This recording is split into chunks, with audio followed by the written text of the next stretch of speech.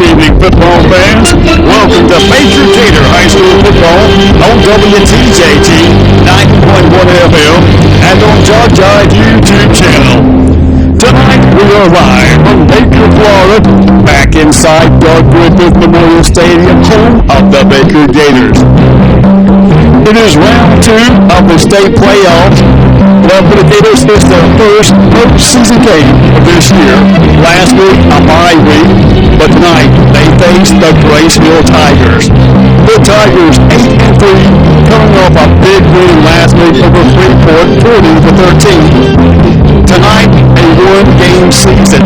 You win, you move on. You lose, you go home. The Tigers and the Gators.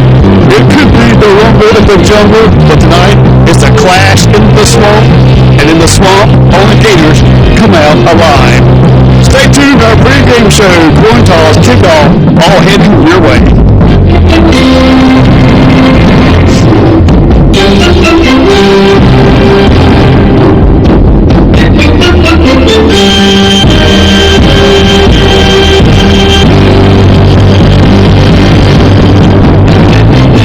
And once again, a very pleasant and cool good evening from Baker, Florida. Thanks for listening to Baker Gator Football. I'm Mark Forehand, excited, thrilled, and just glad to be back with you after a break last week. And with me tonight, I am just so proud to have back in the booth, one night only, but it's great to have Seth Forehand. Seth, welcome back to Baker Football, son. Dad, so great to be back tonight. It is an honor to get to do this broadcast with you again. It's been weird this fall. It's every Friday night. I work now. I'm a nurse in the ICU, so every Friday night I've been having to work. So it's been strange not to be in this stadium, in Doug Griffith Memorial Stadium, watching this awesome Gators team play ball. So it's great to be back here tonight to see this playoff game. Well, hopefully it's like riding a bicycle. And, of course, our third member of the team who's always braving the elements, a man who is perhaps the second best play-by-play announcer whose voice was ever heard over WTJT, the one, the only, Robbie Kolb. Robbie, welcome back to Baker, my friend. Hey, man, glad to be back here in the friendly confines of the swamp tonight, although I don't know that I've been in very many swamps where that was this cold. Probably not. But we thank you for braving the elements. Well, guys, tonight it is a one-game season. Baker 9-1. 2 weeks ago they last played. 3 weeks ago last played here, but they end the season with a tough loss, a conference championship to Bluntstown, 33-7. Tonight it is a brand new season. It's the playoffs. They face Graceville. But Robbie, you was there at the Bluntstown game, and just quick, your thoughts on that loss that night? Well, you know, we met up against a team that was equally as good as the Gators, and had some mistakes in that ball game that we just couldn't overcome. And and I think that one of the key things to that game was we allowed some big plays, and that's going to be a key to tonight's game is eliminating the big play. And now, Seth, you have that first loss. One thing, it's your first loss of the regular season, but also it ends our 38-game, or we end the win streak at 38 games. I had lost in the regular season since November 2015. So now tonight, how the Gators focus on tonight's game and put that out of their heads?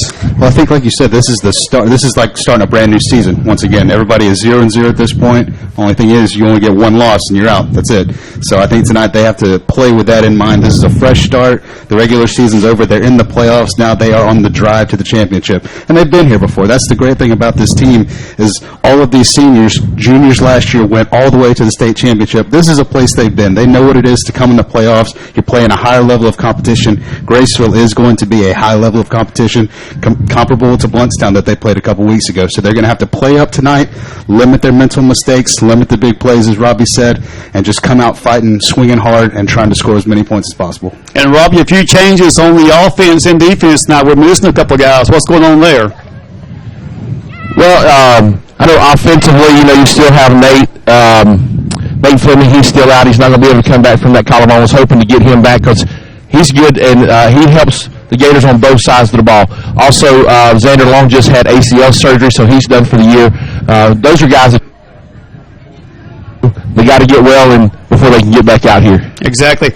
And just want to give you guys some scores real quick. Always a lot of playoff games tonight. And, Robbie, this one may affect us later.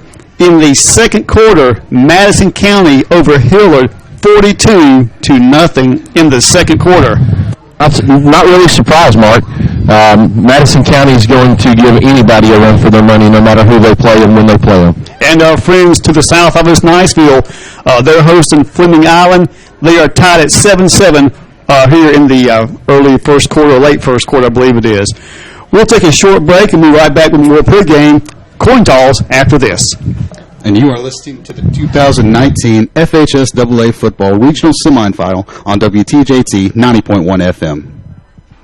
WTJT is honored to recognize the support of Adams Sanitation for this ministry. Adams is locally owned and operated and has been for more than 35 years. They offer twice-weekly pickup, featuring automated trucks, no bagging of trash required. Adams also offers complimentary pickup of small bulk items, appliances, bagged yard waste, plus complimentary service to any church within their service area. They have 65 or 96-gallon rolling cans and pricing plans specifically for the senior 65 and older. The phone number to Adams Sanitation is 537-3282. The website is adamsanitation.com.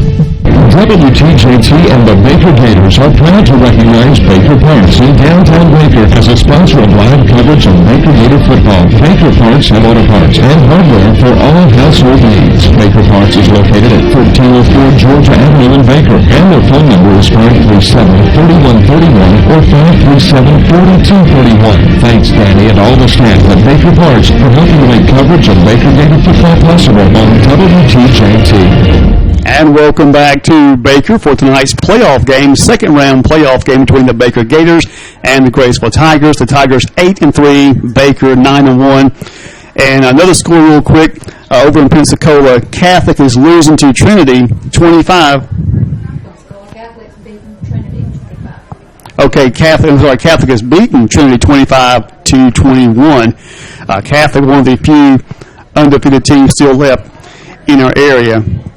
We're just about set for the coin toss between Baker and Freeport. Baker in their home maroon jerseys with the white numbers and maroon pants.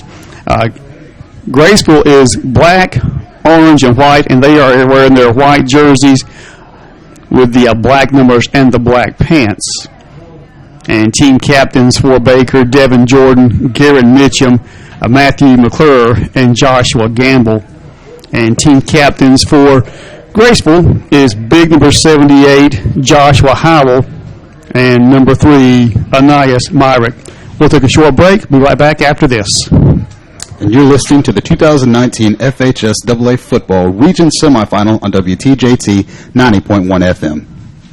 Join us for the Northwest Florida Horse Expo November 22nd, 23rd, and 24th at the Baker Arena in Baker. Jackpot barrel racing and team roping Friday night. Saturday and Sunday all-day seminars from Dr. Wade Lee, Ray Ainsworth, Jeff Davis, Booger Brown, Jody Kelly, and many more. All disciplines will be represented. Horse starting, nutrition, horsemanship, jumping, dressage, reining, cutting, lameness, and parasite seminars going on all weekend. Youth dummy roping and stick horse and spoon competition. Over 40 vendors will be on the grounds. Northwest Florida Horse Expo, November 22nd through 24th at the Baker Arena in Baker. More information available on Facebook or at NorthwestFloridaHorseExpo.com. WTJT would like to thank Jason Norton and Baker Metalworks for allowing us to bring live Baker Gators football coverage to listeners of WTJT. Baker Metalworks offers a large variety of colors, and they are all Energy Star rated. We have 4 profile styles with 29 and 26 gauge.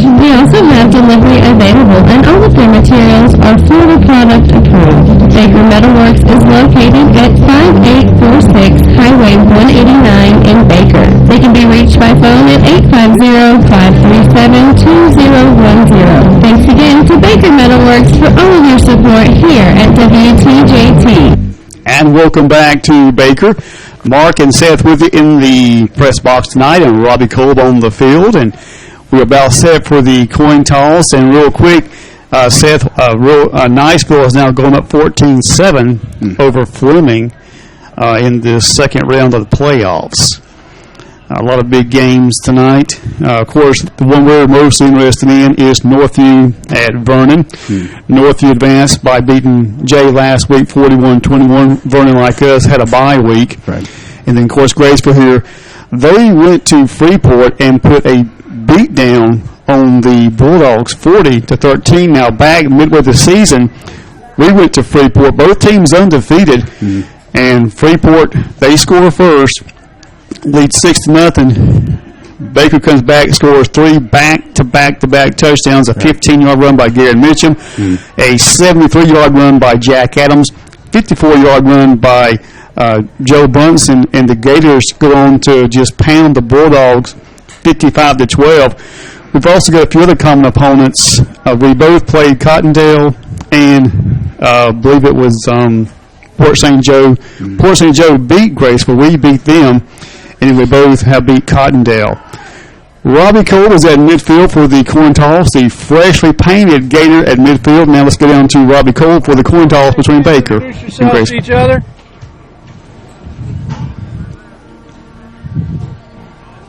I'm Mr. Fredrickson. I'll be your referee. Congratulations to both teams on making it to the playoffs, and congratulations to you gentlemen as captains. That means you're leaders for your team, and you're probably smarter than most of the other players. So help us out. If you have one of your players is misbehaving or not doing what he should do, try to settle him down so we don't have to throw the flag. We hope we get out of here without any flags. Let you guys decide who wins the game. All right? Another big responsibility is if there's a penalty, I'll call for either a red captain or a white captain. Look for the white hat, and I'll explain your options on the penalty. All right?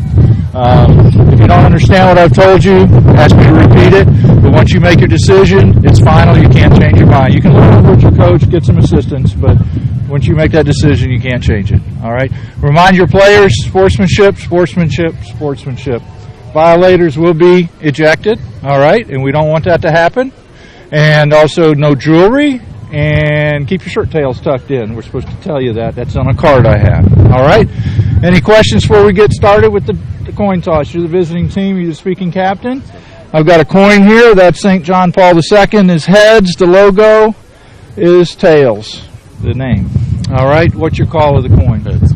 He's called heads. If I drop it, we'll do it again. Good flip, was it? It's heads. And you called heads, correct? You want the ball. Which way do you want to kick? You want to what? You want to kick to this? Put your backs over there. Put your backs here. Excuse me.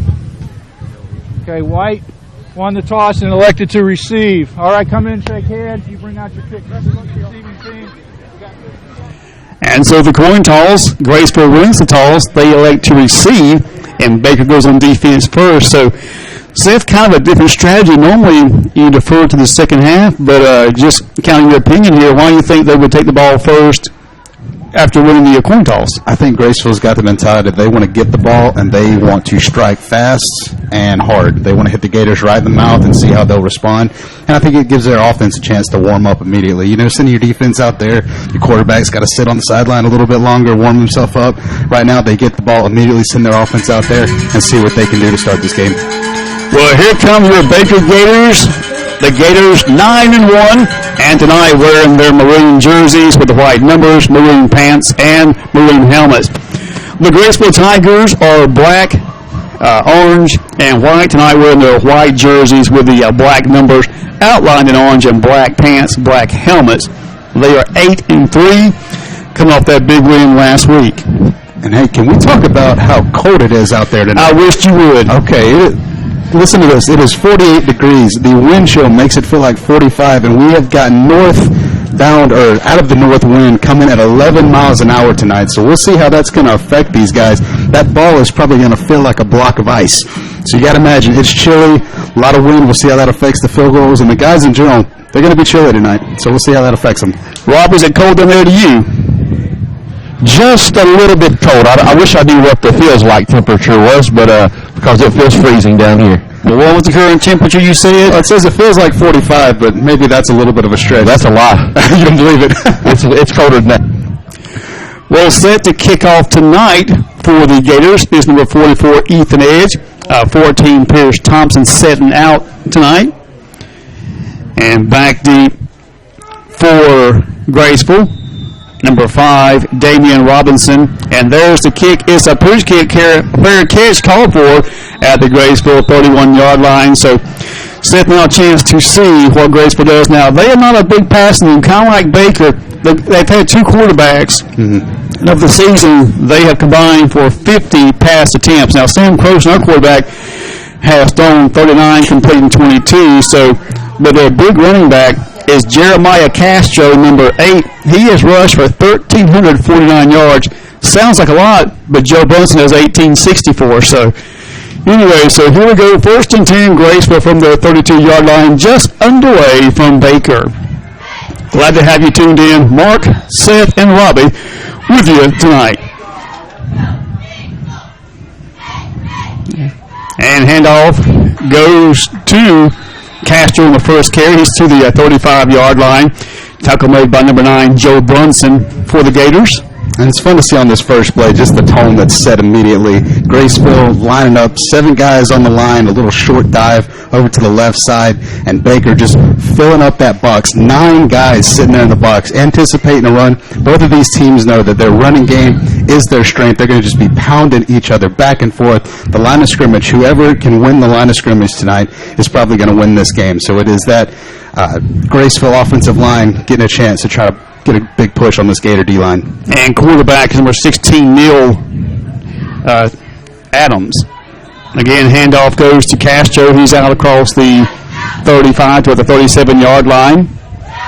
And that play might have looked familiar to you because it's the exact same play that they just ran on first down. Same carry, Castro heading off to the left after a little bit of motion and just trying to find any kind of room on the left side of that line. Gators closing in quick. But now Graceville set up with a 3rd and manageable, 3rd and 4.5, 3rd and 5. And clock rolling at 10:49. Quarterback Neil Adams comes back into the lineup.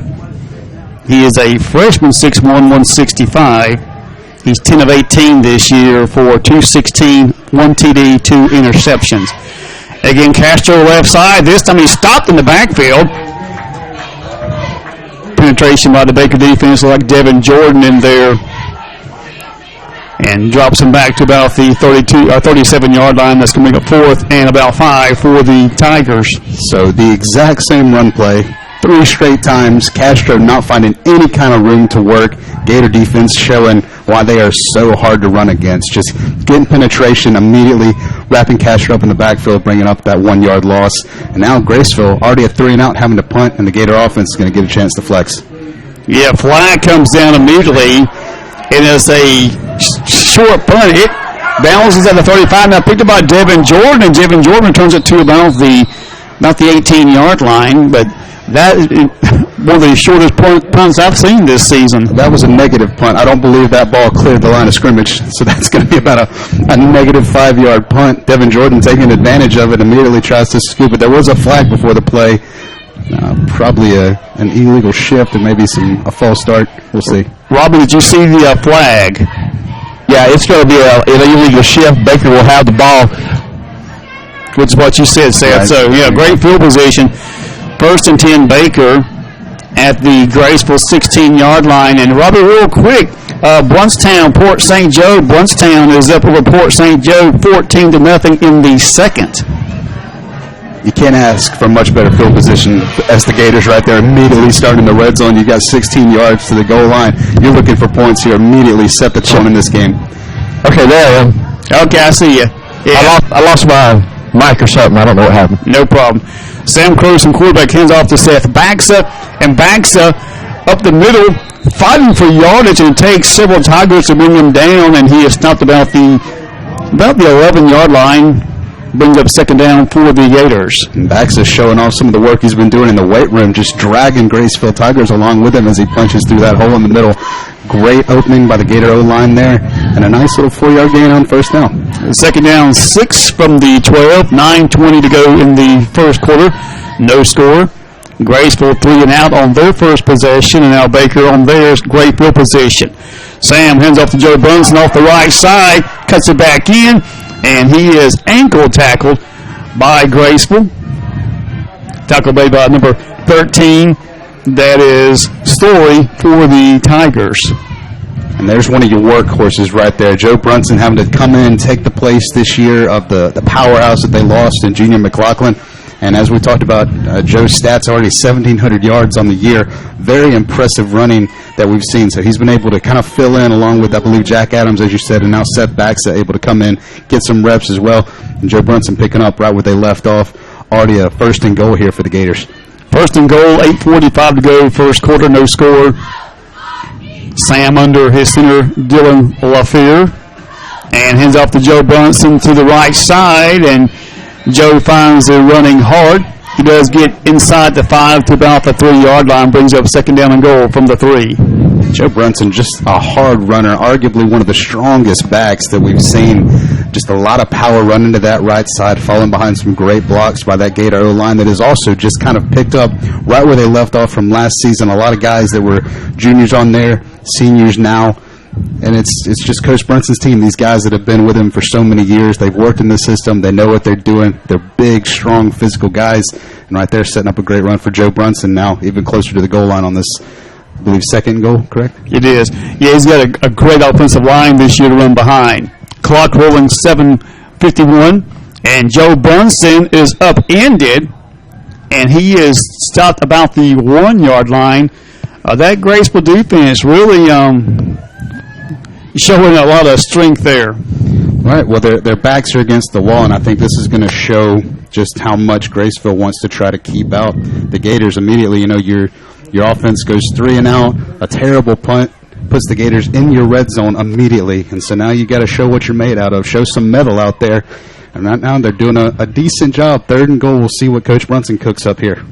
3rd down and goal. As Seth said, ball just inside the 1-yard line. Clock rolling 7:10 to go in this first quarter.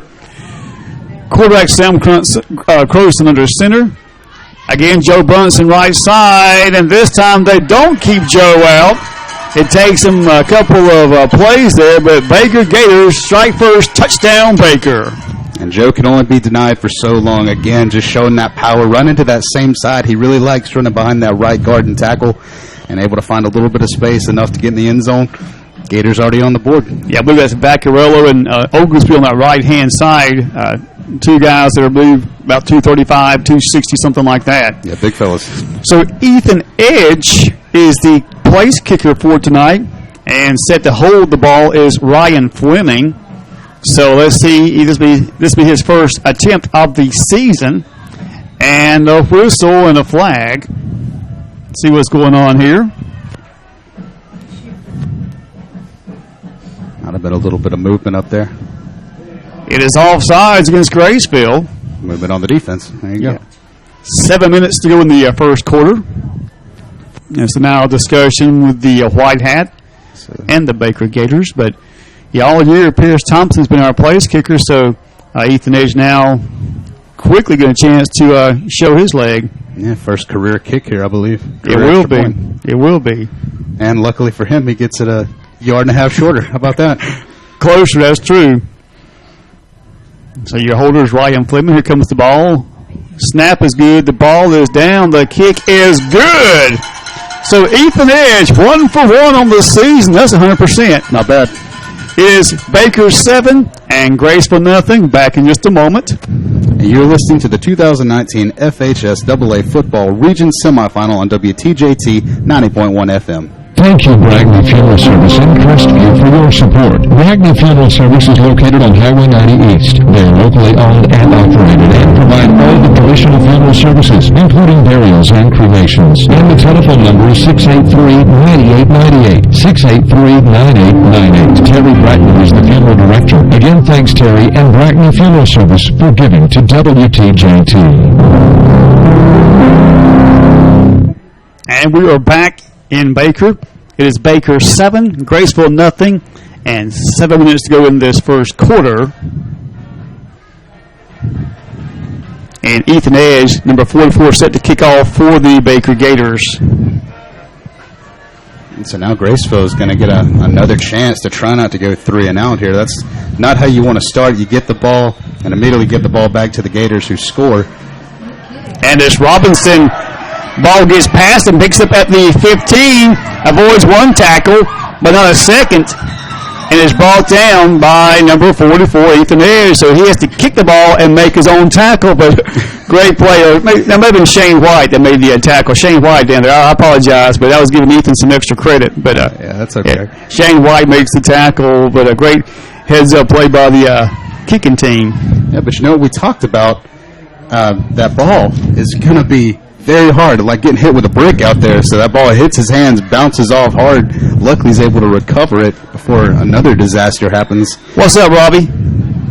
Yeah, guys. I don't even know what I was going to say. I just want to make sure my mic works. Okay. That's Robbie Cole. Always want to get on the action. That is Xavier Story for Graceville on the carry on the left side. Gets out to about the 25-yard line before being stopped by the Baker defense. It's a 5-yard run, brings up 2nd down and 5 for the Tigers. 6.5 to go in this first quarter. Baker on top 7-0. Joe Brunson with 1,864 yards so far in the season, and now 18 touchdowns. Not bad. Not a bad year for the boy. We know last year, Seth, we discussed this about who would not replace Junior, but who would fill in for him, and Joe Brunson has done a great job so far on this season. Yeah. Another handoff, and nowhere to go. In fact, they may have been stopped for a loss, and it was like Joe Brunson in there on the tackle along with Carter Mason, Garen Mitchum. That front defensive line, our offensive line, we bragged all year about how great our offensive line is. The defensive guys aren't too bad themselves. You got Garen Mitchum up there on the front, Zane Steele and Carter Mason, along with Jake Miller and Joshua Gamble. Yeah, that defensive line is a solid wall, and I think the Tigers are kind of seeing that tonight. Just very difficult to find any kind of open space to run. 3rd down and 5. Graceville goes to the air, almost picked off by Seth Baxa, and that was number 16, Neil Adams, going downfield. So Seth right away, another 3 and out for the Graceville Tigers. And Adams with a very, very dangerous decision there to just try to throw that one into the middle of the Gators secondary. There's a lot of ball hawks out there, and you got to be really careful just tossing that one up for grabs. Sometimes it's better to take the sack. But now we'll see if our friendly neighborhood punter this time can get the ball past the line of scrimmage. 5:20 first quarter. Baker on top 7-0. Punt formation for the Tigers. Joe Brunson at his 45. And this is a little bit of punt. It's a high punt that will bounce near midfield. It touches one Gator. It's still a live ball. Graceville says they have it. And it is Graceville ball. Misjudgment there. Zane Steele down there trying to provide protection for Joe Brunson. The ball bounces off of him, and Graceville recovers and waiting to give the official word. There's still some discussion there, it looks like, but we'll see how it goes in his official timeout. Yeah, it looked like Zane's coming back, like you said, to try to set up some blocks and maybe slips on that fresh paint out there on that Gator head. He comes down, ball bounces off him. Graceville with the awareness to dive on that one immediately. And now if this stands and the Tigers take over, this is going to be the best field position they've had thus far, and maybe a redemptive chance for this offense to try to get the ball moving. And rights to the broadcast of this region semifinal in the 2019 FHSAA Class 1A Football Championships have been granted to WTJT 90.1 FM by the Florida High School Athletic Association and is intended solely for the enjoyment of our listening audience. Any rebroadcast, retransmission, or other use of this broadcast without the express written consent of the Florida High School Athletic Association is prohibited. And a couple more scores for you. Updates, actually.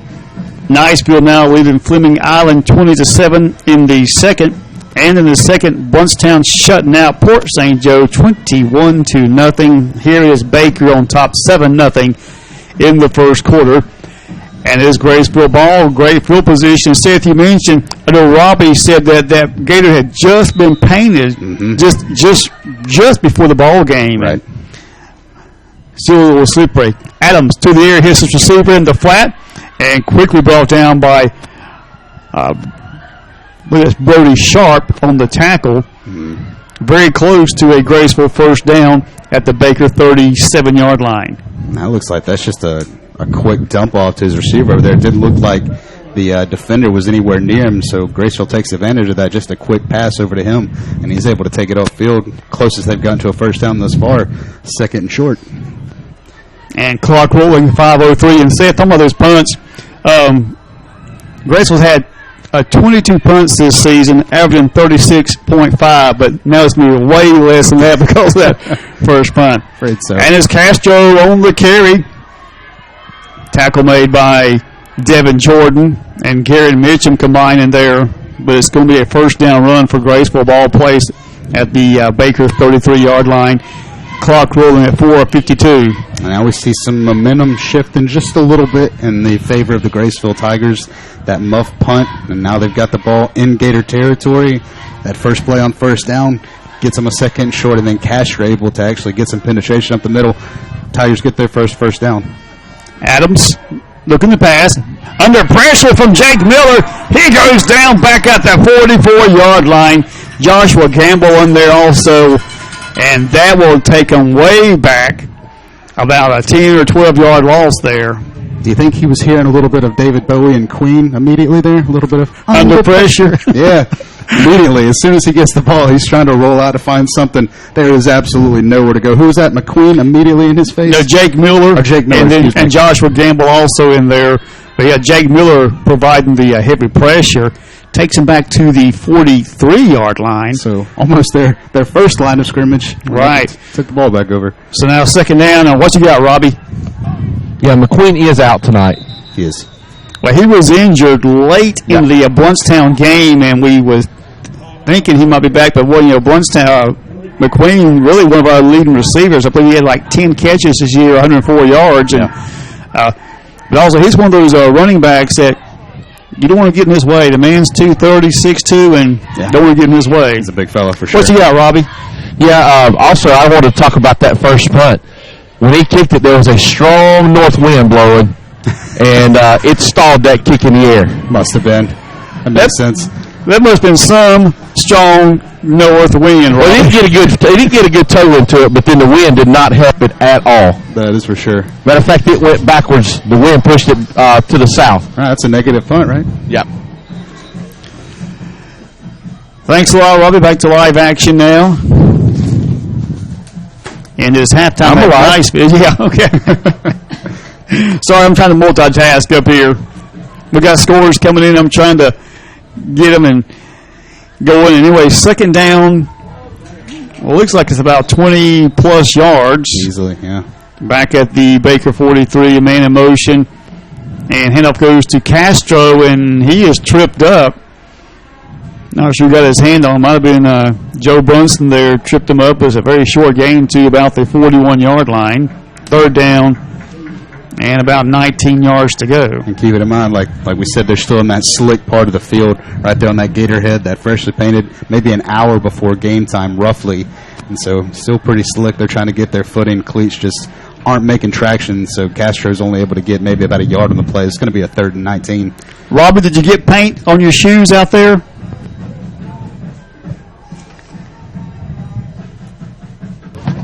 Okay. I turned my mic off, sorry. Oh, no problem. Adams to the air, going deep down the field. Hits his man in stride, drops the ball. A great try by number 6, Zoe.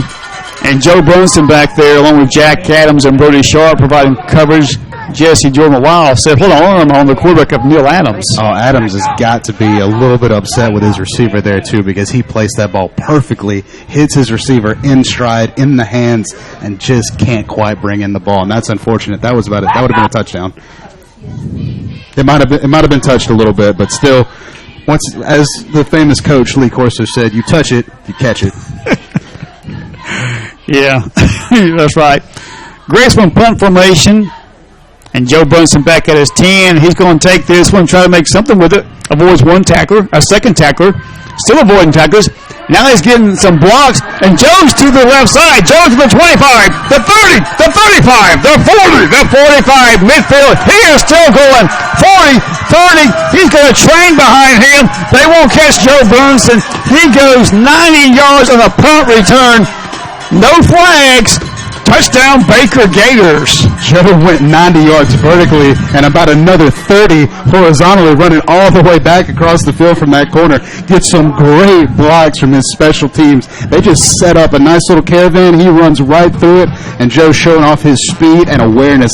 Touchdown, Gators. What a play. What you got, Robbie? Yeah, there was no win on that putt, and I think he outkicked his coverage. I think he did. But and then Joe done the rest. He did. What some great blocks, though, Joe picked up from his teammates down there. And he goes about 90 yards. And I thought he was down back here for sure, Seth. But wow, what some great maneuvering by Joe Brunson and gets to this left sideline by the Baker Gators and goes right down the field. And now Ethan Edge, his second point after, and this one is also good. Ethan Edge, 2 for 2 on the season, and the Gators go up 14-0, 2:36 to go in the first quarter. And back after this. And you're listening to the 2019 FHSAA Football Region Semifinal on WTJT 90.1 FM. WTJT is honored to recognize a donation from Edge Painting Incorporated. Derek and his crew specialize in interior and exterior repaints, pressure washing, cabinet refinishing, wood and concrete staining, just to name a few.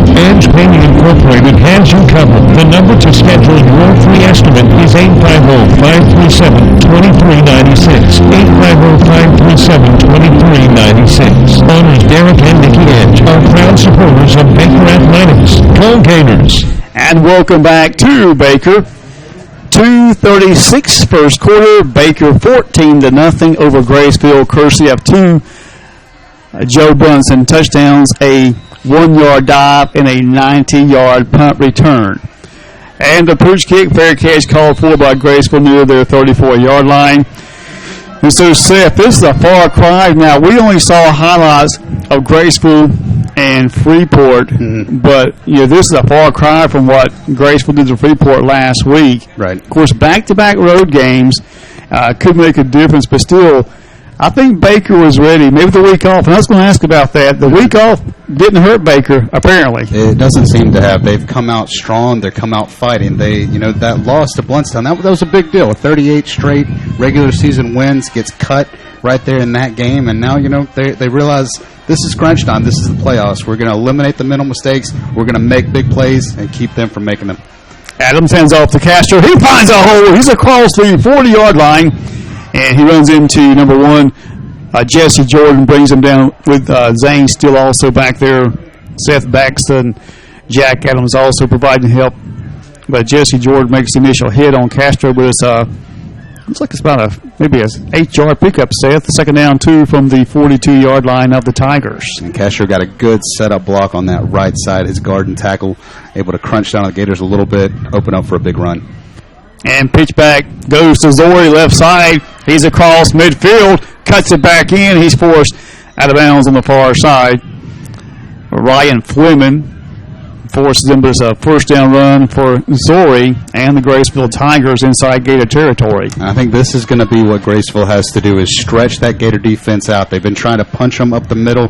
That's not where the strength is going to be at. They're going to have to extend them out a little bit, and they're a great toss play to Zori. He's able to find some space on that outer edge, pick up the first down, and now Graceville threatening again in Gator territory. We'll see if they can follow through this time. And handoff goes to Castro, and he bulls his way across there. Tripped up by Joe Brunson. Talking about Zori, he's got 600 yards on the season, but he averages 8.3 yards per carry. That's not a bad averaging right there, and he got more than that on that last carry. But, yeah, not bad at all. And about a 4-yard pickup for Castro, and he's out to the Gator 42-yard line. Second down, 6 for the Tigers. So would you say Zori is to Castro what Adams is to Brunson? More or less, yeah. Okay. Yeah. And we also forget last year, not only Junior McLaughlin, Derek Peoples was another back. That was one of the other 1-2 punches for the Gators. So Adams and Brunson have kind of taken over that role, and they're doing a great job. Adams back to pass. Under pressure from Zane. Still, he gets the ball off. And a great catch made by Zori, but I believe, did he bring it in bounds? Robbie's in bounds. They say he is in bounds. It'll be a first down for the Tigers. Well, it's a great catch then by Xavier Zori. Yes. At the Baker 35-yard line. And that was Zori that had the drop earlier on the potential third down conversion, so redeeming himself there with a great catch on the sideline. And it looks like that is going to move the chains. So Graceville now trying to move the ball a little bit. That's the first time Adams is able to draw back and actually still doesn't have time, but he's able to get the ball out and find an open receiver enough to get that first down. Yeah, he's got 604 yards rushing, so he does, but on passing or receiving, he's got 4 for 110. Castro again, up the middle, and tackle made by Devin Jordan. Devin Jordan, the leading tackler for the Gators on defense this season, also the sack leader for Baker. He's got 5 sacks on the season.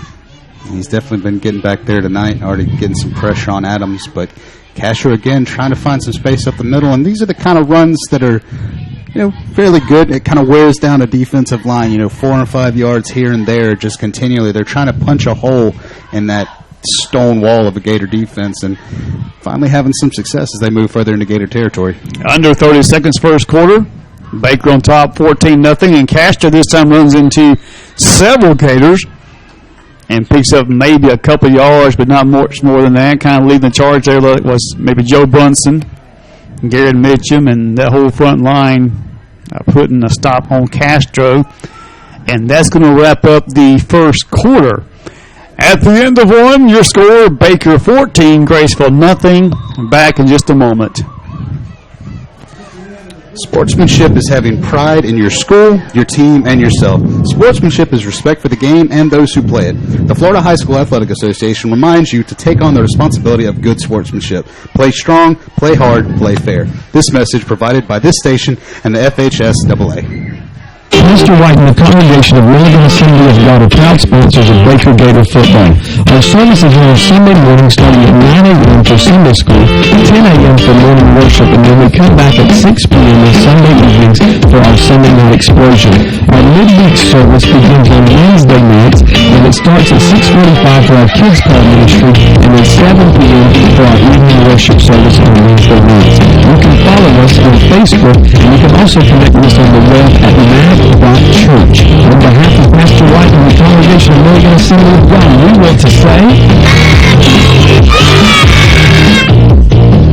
WTJT would like to say thank you to the Okaloosa County Teachers Federal Credit Union for supporting our coverage of Baker Gator football. Okaloosa County Teachers Federal Credit Union offers a wide variety of financial services with 4 locations, including the Baker branch location at the entrance to Baker School next to the Gator Cafe. They can be reached at 850-537-9815 or on the web at OkaloosaFCU.org. You can be a member of the credit union if you live, work, or worship or attend school in Okaloosa County. For all your financial needs, it's Okaloosa County Teachers Federal Credit Union, achieving goals together.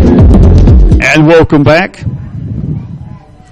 It is 4th down and about 2 for Graceville from the Baker 28-yard line. And Seth, I was talking about Devin Jordan, the leader in tackles. He has 64 on the season. Wow. 39 solo and 25 assists. Also the sack leader with 5. It's been a force out there for this defense. Exactly. And now it looks like a timeout taken by Graceville. Just underway in the second quarter, 11:19 to go. Baker 14, Graceville nothing. Back in just a moment. And you're listening to the 2019 FHSAA Region Semifinal on WTJT 90.1 FM. We are proud to acknowledge the support of Whitehurst Power Funeral Home in Crestview. They are a family-owned and operated funeral home, open 7 days a week, and can handle all funeral needs. Plus, they offer advanced planning. Whitehurst Power is also home to the Southern Heritage Crematory. They are located at 436 James Lee Boulevard, and the phone number is 850-682-3052. Owner Andy Powell is committed to caring for you in your time of need, and is also proud to help make coverage of Baker Gator football possible. And welcome back to Baker. 4th and 2 now for Graceville from the Baker 28-yard line. In motion as Castro takes the ball right side, avoids one tackle, and he's got the first down and more as he is forced out of bounds near the 20-yard line. It looked like Jack Adams got some penetration back there, tries to wrap up Castro, can't quite get his arms around Castro's powerful legs, and he's able to find some room on that far sideline, get upfield, get a first down. It is 1st and 10, Graceville from the Baker 23-yard line. 11:13 to go in the first half. Baker on top 14-0 in the second round playoff game between the Gators and the Tigers. And Adams under his center, wants to pass, goes out, hits his man, avoids one tackle, then is brought down by Joe Brunson. Joe Brunson and Seth backs. Pass goes out to D. Sawyer. There's two Sawyers on this team, and that's the other Sawyer that he hits. Gets down to about the 15-yard line, second down, and a couple yards for the Tigers. And that's just a little simple screen pass. That time the receiver is able to do a little move with his hip, shakes off Brody Sharp, and takes it upfield. Now set up for a second short, and looks like the Tigers are creeping up, trying to score, close the gap a little bit on this game. Yeah, 10.5 to go first half. Adams hands off to Castro, and Castro still trying to go, picks up a couple yards, going to be about the 12-yard line. Brought down by that defensive front. Looks like Devin Jordan in there making the initial tackle and getting some help from Garrett Mitchum and the rest of that defense. The Tigers are running this wing T offense as well, similar to the Gators offense, set up with a lot of these triple option plays. So they've been really relying on that fullback dive. So quarterback Adams, giving it immediately to Castro rather than keeping himself or taking the pitch. And Castro able to find a little bit of room there, picks up the first down. And it's again Castro on the right side. Castro breaking one tackle inside the 5-yard line. And a touchdown-saving tackle. Looks like Joe Brunson and Jesse Jordan back there on that tackle. And Castro looked like he was doing his best impression of the inside of a washing machine, turn on the spin cycle, made a few moves out there, but Joe Brunson, the rest of that Gator defense, track him down. But not before he gets a big gain on first down, and now it looks like the Tigers' offense is finally starting to find their stride a little bit, and now it is very close to first and goal here, 2nd and 3 instead. Ball just about the 5-yard line, 9:28 to go in the first half. Castro takes the pitch back from Adams. Zane still brings him down. And it's going to be 3rd down and short. Ball just inside the 5-yard line. What you got, Robbie? Yeah, guys, real close on that pitch for Castro not to make the handle. Looked like he was going to drop it, but he was able to gather it in. So, well, you mentioned earlier, Robbie, you and Seth talking about how cold that ball is. And I'm sure it hasn't warmed up very much since the kickoff. no. And we have had some rain a couple days this week, but the field from up here looks good, but you was down there earlier. It's wet. It's wet. Yeah, it's wet. 8:45 to go. 3rd down and about 3. Again, Castro cuts up inside, and he is stopped just shy of the goal line, looks like. Should be close to a first down if he didn't get the first down. Very, very close. Well, they marked the ball, looks like about the 1-yard line. 8.5 to go first half. And it is 1st and goal for Graceville. Another solid run by Castro. Has some good patience in the backfield. Waits for his O-line to give him just a little bit of daylight.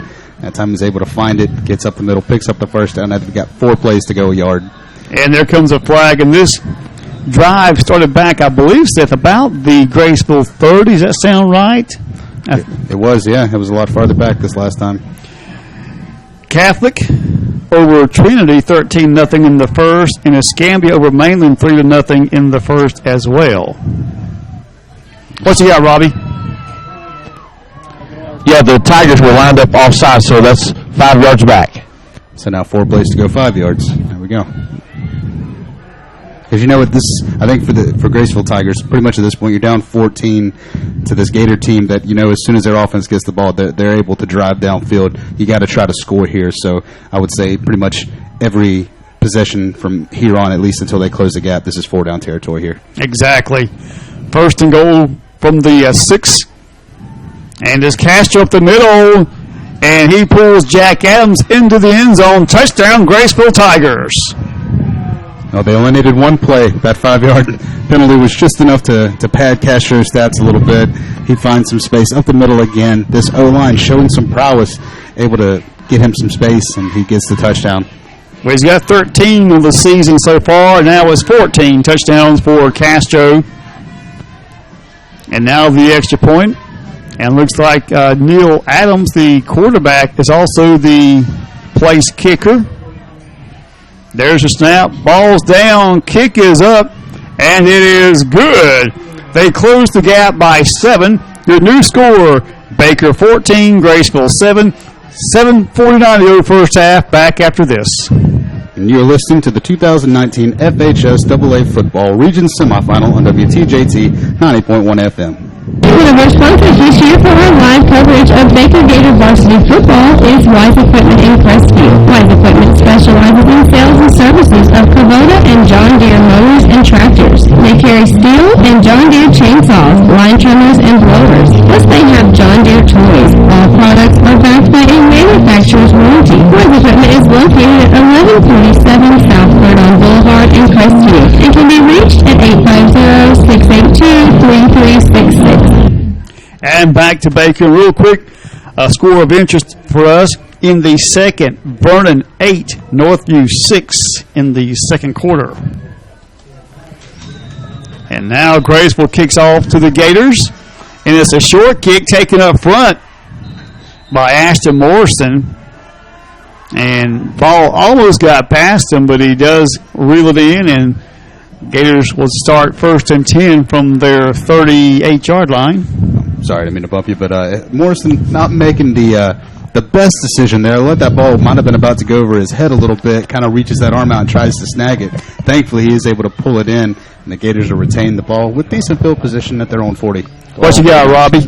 Yeah, the Gators, good to see their offense on the field. They have 16 total yards of offense, but we're leading 14-7. And that's the most important stat is the scoreboard. That's right. So 1st and 10, Baker ball at their 39. Number 3, Sam Croson under center of the field. Handoff goes to Joe Bunson. Joe cuts it back up the middle, and he's out to the 42-yard line. About a 3-yard run. 2nd down and 7 for the Gators. Yeah, Joe not finding quite as much room to run there on that right side this time. The Tigers close in pretty quick, pull him down. Short gain. What you got, Robbie? It's time for the ground and pound right here. 7 minutes off the clock, another touchdown, and go to half. That's his favorite phrase is the ground and pound. Yes, sir. Yes, sir. I like it. 7:18 to go first half. Baker on top 14-7. And so far, Graceville, the first 2 drives, 3 and out. But, boy, they are on fire now. Oh, yeah. Sam Croson hands off to Jack Adams left side. And Jack Adams gets across the 45-yard line. And another short game, but it brings up 3rd down and about 4 for the Gators. The Gator offensive line just not quite getting the push that they were getting on that very first drive. Granted, that very first drive was, at the Graceville Tigers 16-yard line, so they had a lot less distance to push. But this time, Jack Adams taking it to that opposite side, trying to find some space, but Graceville closing in fast. And now the Gators with their first 3rd and semi-long, so we'll see what they try to do here. Well, this is still one of the best offensive lines I've seen in 15 years for the Gators, and providing some big holes. So now Sam hands off to Joe Brunson, and Joe a little delay there, and Joe he's tripped up quickly about the Baker 48. So now, Seth, a decision for Coach Brunson is 4th and about a yard from your 48-yard line. What do you do here? Oh, I'm going for it. You kidding me with this Gator offense? 4th and a couple yards. I'm looking for a big dive play up the middle. Let those big bodies of that offensive line that's carried you all season provide for you right here and see if you can get it in. I mean, I'm not sure how the Gators have done this year on 4th downs, if they've had a lot of conversions or if they've had to go for it a lot on 4th down. I know they've blown out opponents a lot. They haven't needed 4 downs a lot of times to get first downs. But very few. Robbie, what do you think? Have we had a lot of 4th down conversions for Baker this year that you recall? Yeah, when we get this part of the middle, the part of the field, we've done a lot of down conversions trying to get the first down. And so, I don't know what Coach Brunson's really wanting. I don't know if he is wanting a measurement because he wants to see how far he's got. But he's got a good yard and a half, I think, to get for the first down. Yeah, that's a good point, Seth. We've not had to go a lot of 4th down conversions just because we have scored a lot. But interesting decision here. We'll take a short timeout and be right back. 14-7, Baker on top. And you're listening to the 2019 FHS AA Football Region Semifinal on WTJT 90.1 FM. WTJT is honored to recognize the support of Adams Sanitation to this ministry. Adams is locally owned and operated and has been for more than 35 years. They offer twice weekly pickup, featuring automated trucks, no bagging of trash required. Adams also offers complimentary pickup of small bulk items, appliances, bagged yard waste, plus complimentary service to any church within their service area. They have 65 or 96-gallon rolling cans and pricing plans specifically for the senior 65 and older. The phone number to Adams Sanitation is 537-3282. The website is adamsanitation.com. 4th and 2, and here we go. Baker Gators from their 48-yard line. I like it. I like the call here. It's the playoffs. Let's get aggressive. Get this first down. Keep driving. 5:55 first half. Baker on top 14-7 and 16 seconds on the play clock and counting down. And Baker still not lined up. Sam Croson under his center, Dylan LaFear. Brunson in motion. Handoff goes to his fullback. And that is Jack Adams. Or excuse me, Sam Croson, quarterback keeper. Mm-hmm. Hey, faked everybody out a little bit. Faked out the defense, faked out us.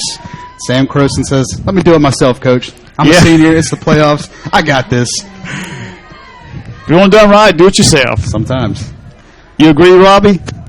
Absolutely. I was confused, too, and then all of a sudden I seen the pile moving a little further, and I seen that Sam had it. Yeah, 1st and 10 for Baker. Sam Croson gets the ball down to the Graceville 47-yard line. 1st and 10 Baker from there. And the clock rolling. We're at 5:07 first half. Baker on top 14-7. And now a timeout taken, looks like, by the Baker Gators. We'll take it as well. Be right back after this. And you're listening to the 2019 FHSAA Football Region Semifinal on WTJT 90.1 FM.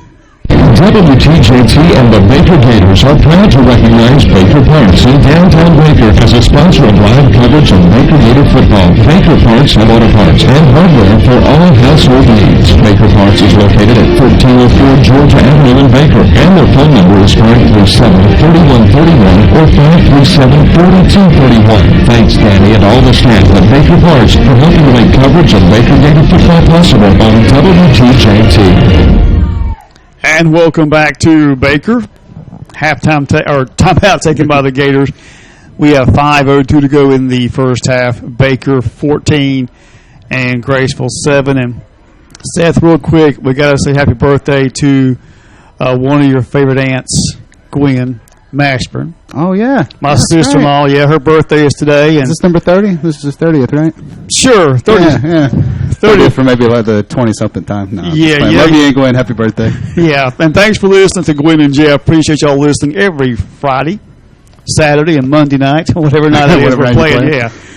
In motion, Caleb Wagner, Joe Brunson at quarterback, and Joe's across the 40-yard line and forced out of bounds near the 36. A big run by Joe Brunson. And Seth, I was going to say earlier, Port St. Joe, we saw a couple of twists on the offense. One was Joe Brunson in the Wildcat. Yeah.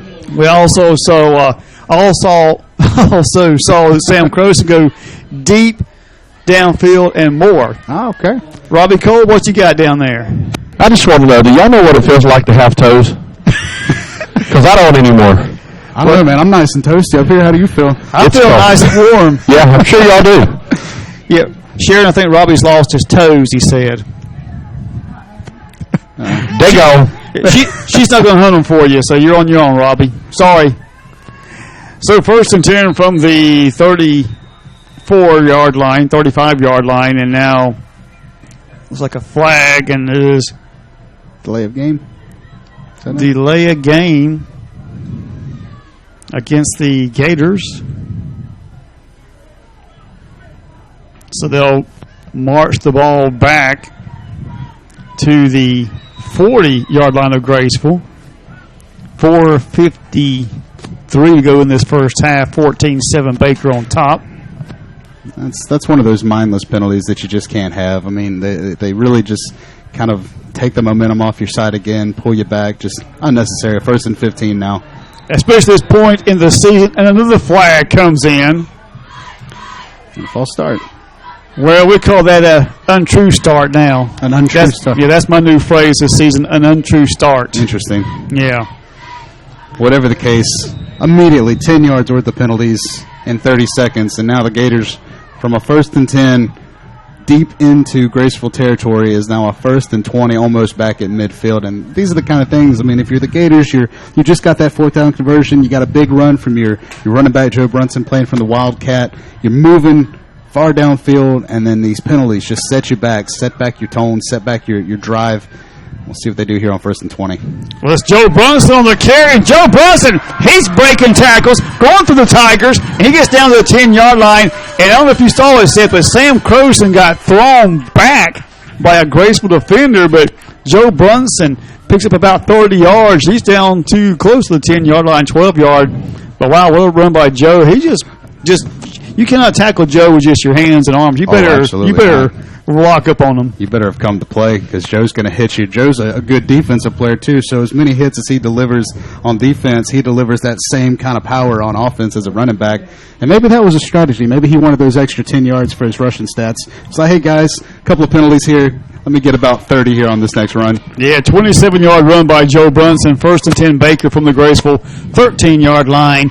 4:20 to go in the first half. And this is Joe Brunson behind the blocking of Ashton Morrison. Touchdown, Baker Gators.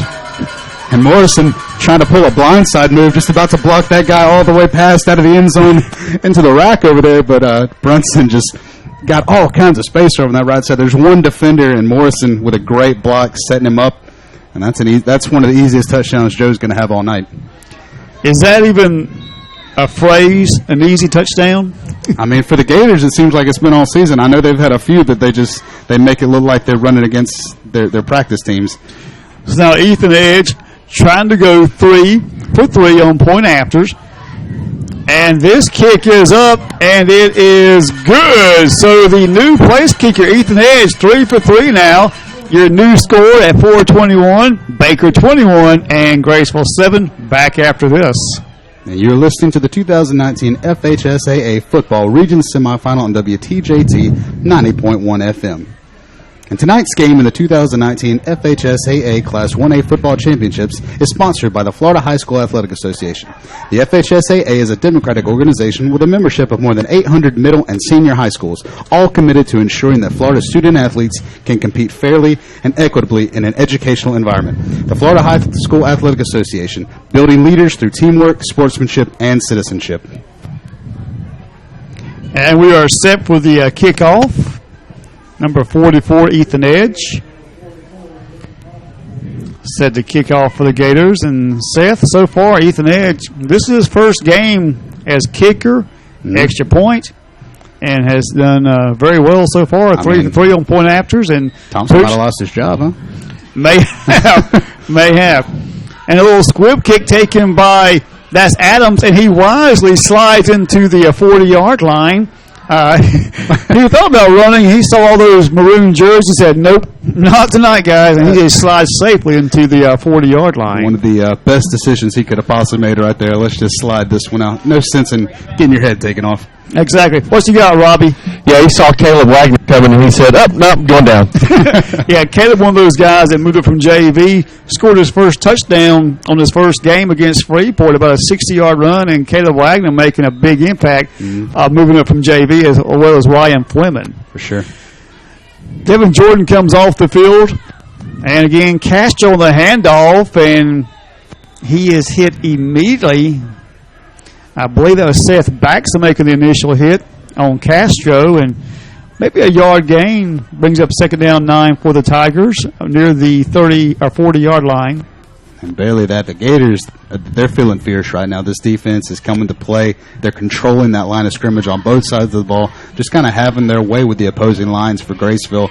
Tom Castro just has absolutely no daylight whatsoever, pulled down almost immediately, and now another 2nd and 9 for Graceville to work with. And 3:41 to go first half. Baker on top, 21-7. 2nd down 9 from just shy of the 40. Adams through the air, going for Story. Nearly makes a great acrobatic catch Brody sharp there on defense, but a great pass from Adams to Story. I was watching Brody. He made me a little bit nervous. He didn't have his head turned until the very last second, but just does get his head around, makes the jump with the receiver, able to break up that pass. So no pass interference, very clean coverage by Brody Sharp, able to break that one up. And now another 3rd and long for Graceville. And you got to imagine maybe another play action here, or maybe immediately quarterback's going to drop back and see if he can dump it off. We'll see. Yeah, I'm sorry, Seth. Good. Yeah, 3rd down 9 from the Graceville 39-yard line. 3:32 to go in this first half. Graceville down 21-7, and it's just a little handoff to Castro and nowhere to go. It's like Joshua Gamble in there on the tackle along with Jake Miller, Zane Steele, and it's going to be a 4th and 9 Graceville from their 39-yard line with 3:15 to go in this first half. And so now, Seth, you're Graceville down by 14. What do you do here? I mean, you're still in your own territory. You know that this Gator offense is prolific at scoring. I mean, as soon as they get the ball, you know what they're about to do and how quickly they can do it. So, I mean, if you're Graceville Hill, if you're Graceville here, first thing you do is let this clock run down. Now we're under 3 minutes. I think you're going to let it kind of come down a little bit. Maybe you take one of your timeouts here, let that clock go down as far as possible, and now you start talking over, making some decisions. That run on 3rd down gave you maybe an extra 1.5 yards. I mean, this is a 4th and 7.5, 4th and 8. I mean, you got to think Castro is capable of picking up a first down on the ground, but this is crunch time. You're down 14. You know that to start the second half, you got to kick off to the Gators. You got to give it right back to that offense. So, I mean, as long as this 4th down is, and as terrible as the field position is, this may still be a 4-down territory for them. So we'll see what they decide. Right, exactly. In this playoff, so I mean, you win and move on. Yeah, do or die. Move or win and move on, lose and go home. So. And that's what Graceville's going to do. They are going for it. Well, no, I'm sorry. Said they are in punt formation. My bad. They are in punt formation. Joe Brunson back about his 25-yard line. And I respect that here. And then you got you got to play field position. If your punter can get it deep enough, you got to trust your defense. It is a nice high punt that will bounce about the Baker 30 and will be down by Graceville there. Well, earlier we said they have punted 22 times this year. They're averaging 36 yards. And aside from that very first punt, which was horrible, right. The other, I believe they've punted 3 more times since then, and the rest have been good punts. Well, that one wasn't. That one went to Joe Brunson's hands. You never want to kick straight to Joe Brunson. Well, that was a good punt for us. Robbie Cole, what you got down there? Yeah, the punting's gotten better since the wind blocked the first one. That's it. He's working with it now. He's got the wind in his favor. That's right. Wind's at his back now, so... But I will tell you, Graceville, to keep themselves in this game, they got to stop the Gators because the Gators will have the ball to start the second half. Exactly. Thank you, John Madden. Our Captain Obvious. Okay, the one. Jack Adams on the handoff, and Jack breaks through that line of scrimmage, and Jack Adams up there close to the 40-yard line. About a 5-yard run. I believe the Gators still have a timeout or 2 left in their pocket. I mean, it's just over 2 minutes here. I mean, that field position is not bad. They've only got to drive, what are we talking about, maybe 62 yards here? Exactly, yeah. I mean, Joe Brunson can pick that up on one run. So we'll see if Graceville, like you said, they can stop him here. If you go down 21 points at the end of this half and give the ball right back to the Gators, I mean, you're setting yourself up just to watch this game slip out of your fingers. Well, they are letting that clock run down as well.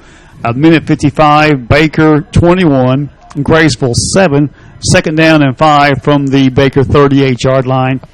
And Sam hands off to Jack Adams again on that left side, running behind Ethan Cadenhead and Carter Mason. And very close to a first down, timeout called, and there's an injured Tiger, several of them slow to get up. See what's going on here. Yeah, 2 defensive linemen. Did you see what happened down there, boss? Yeah, they can't feel their toes. Yeah, I'm not really sure. They just got tangled up there with some other guys, and I think they're okay. I think they're probably going to be okay. One's already got up off the field. Looks like. And that's the biggest guy on their team. Big old 6'6", 305-pound. Usually plays on the offensive line, but coming in as a defensive tackle there. Yeah, the guy you don't want to lose. Yeah, on here he's listed as tackle, guard, and center. I guess he plays all 3 at one time. That's right. But there is an injury timeout. Baker on top, 21-7. Back after this. You're listening to the 2019 FHS AA Football Region Semifinal on WTJT 90.1 FM. Join us for the Northwest Florida Horse Expo November 22nd, 23rd, and 24th at the Baker Arena in Baker. Jackpot barrel racing and team whooping Friday night. Saturday and Sunday all-day seminars from Dr. Hank Lee, Ray Ainsworth, Jeff Davis, Booger Brown, Jody Kelly, and many more. All disciplines will be represented. Horse starting, nutrition, horsemanship, jumping, dressage, reining, cutting, lameness, and parasite seminars going on all weekend. Youth dummy roping and stick horse and spoon competition. Over 40 vendors will be on the grounds. Northwest Florida Horse Expo, November 22nd through 24th at the Baker Arena in Baker. More information available on Facebook or at NorthwestFloridaHorseExpo.com. It is first and 10 Baker from their 39-yard line. A minute 41 left before the half.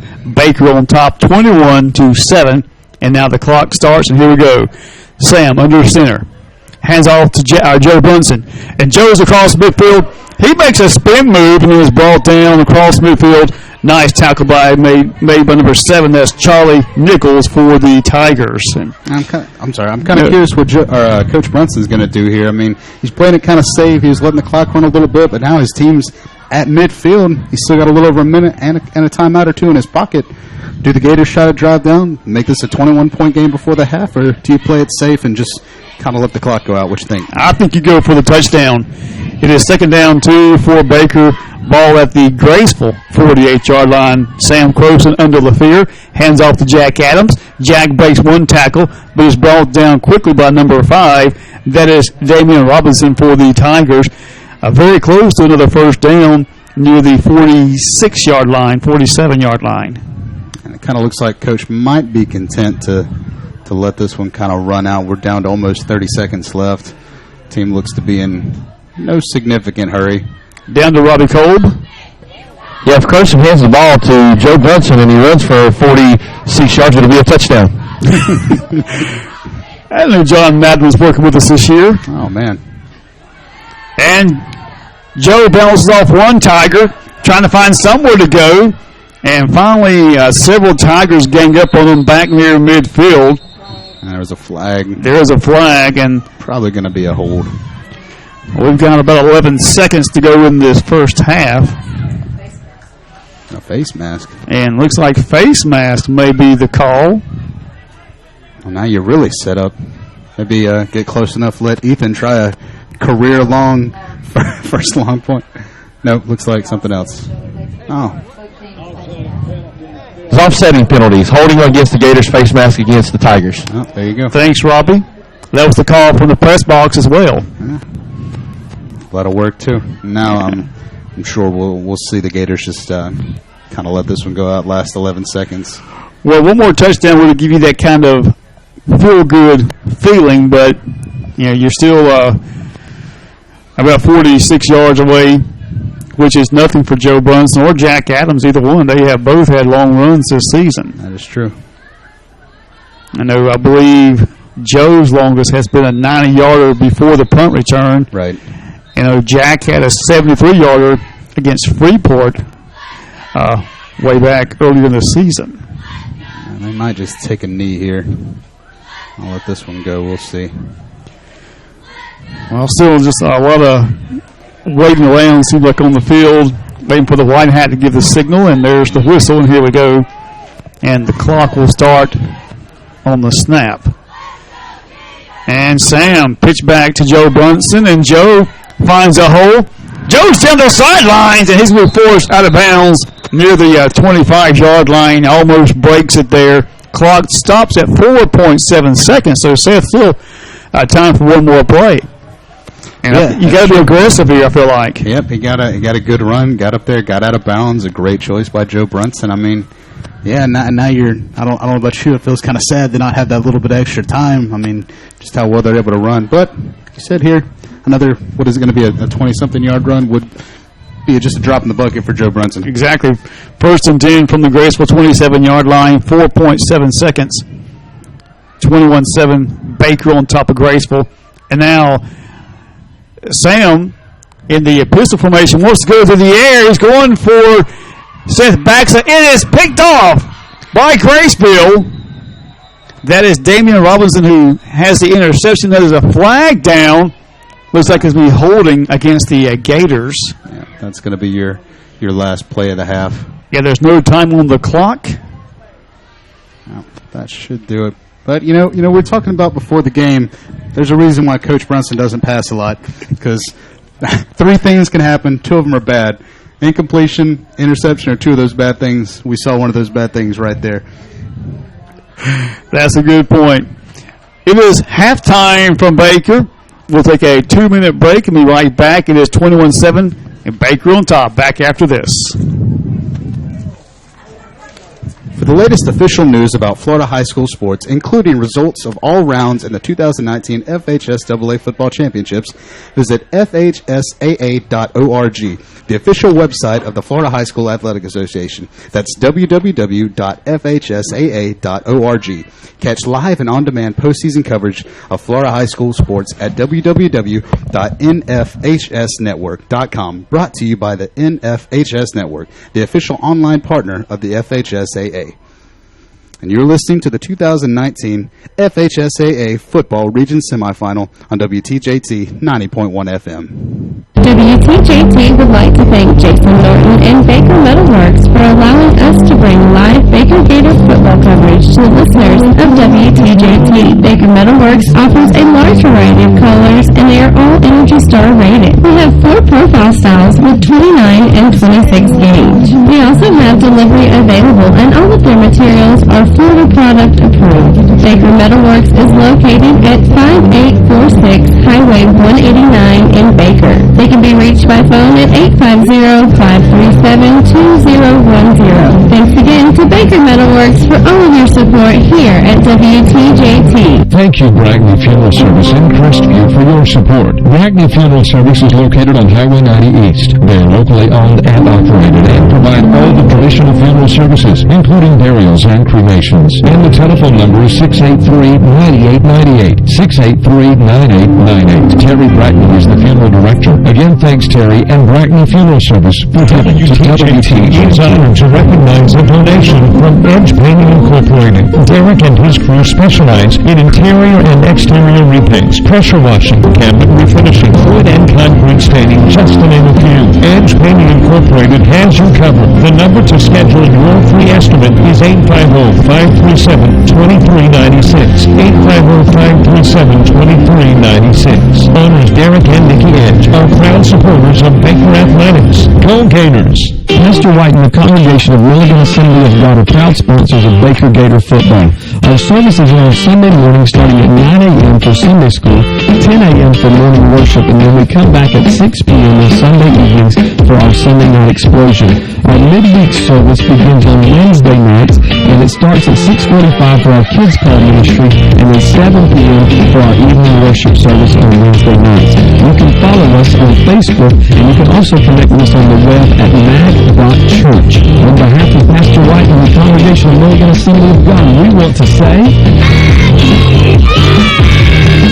WTJT would like to say thank you to the Okaloosa County Teachers Federal Credit Union for supporting our coverage of Baker Gator football. Okaloosa County Teachers Federal Credit Union offers a wide variety of financial services with 4 locations, including the Baker branch location at the entrance to Baker School next to the Gator Cafe. They can be reached at 850-537-9815 or on the web at OkaloosaFCU.org. You can be a member of the credit union if you live, work, or worship or attend school in Okaloosa County. For all your financial needs, it's Okaloosa County Teachers Federal Credit Union, achieving goals together.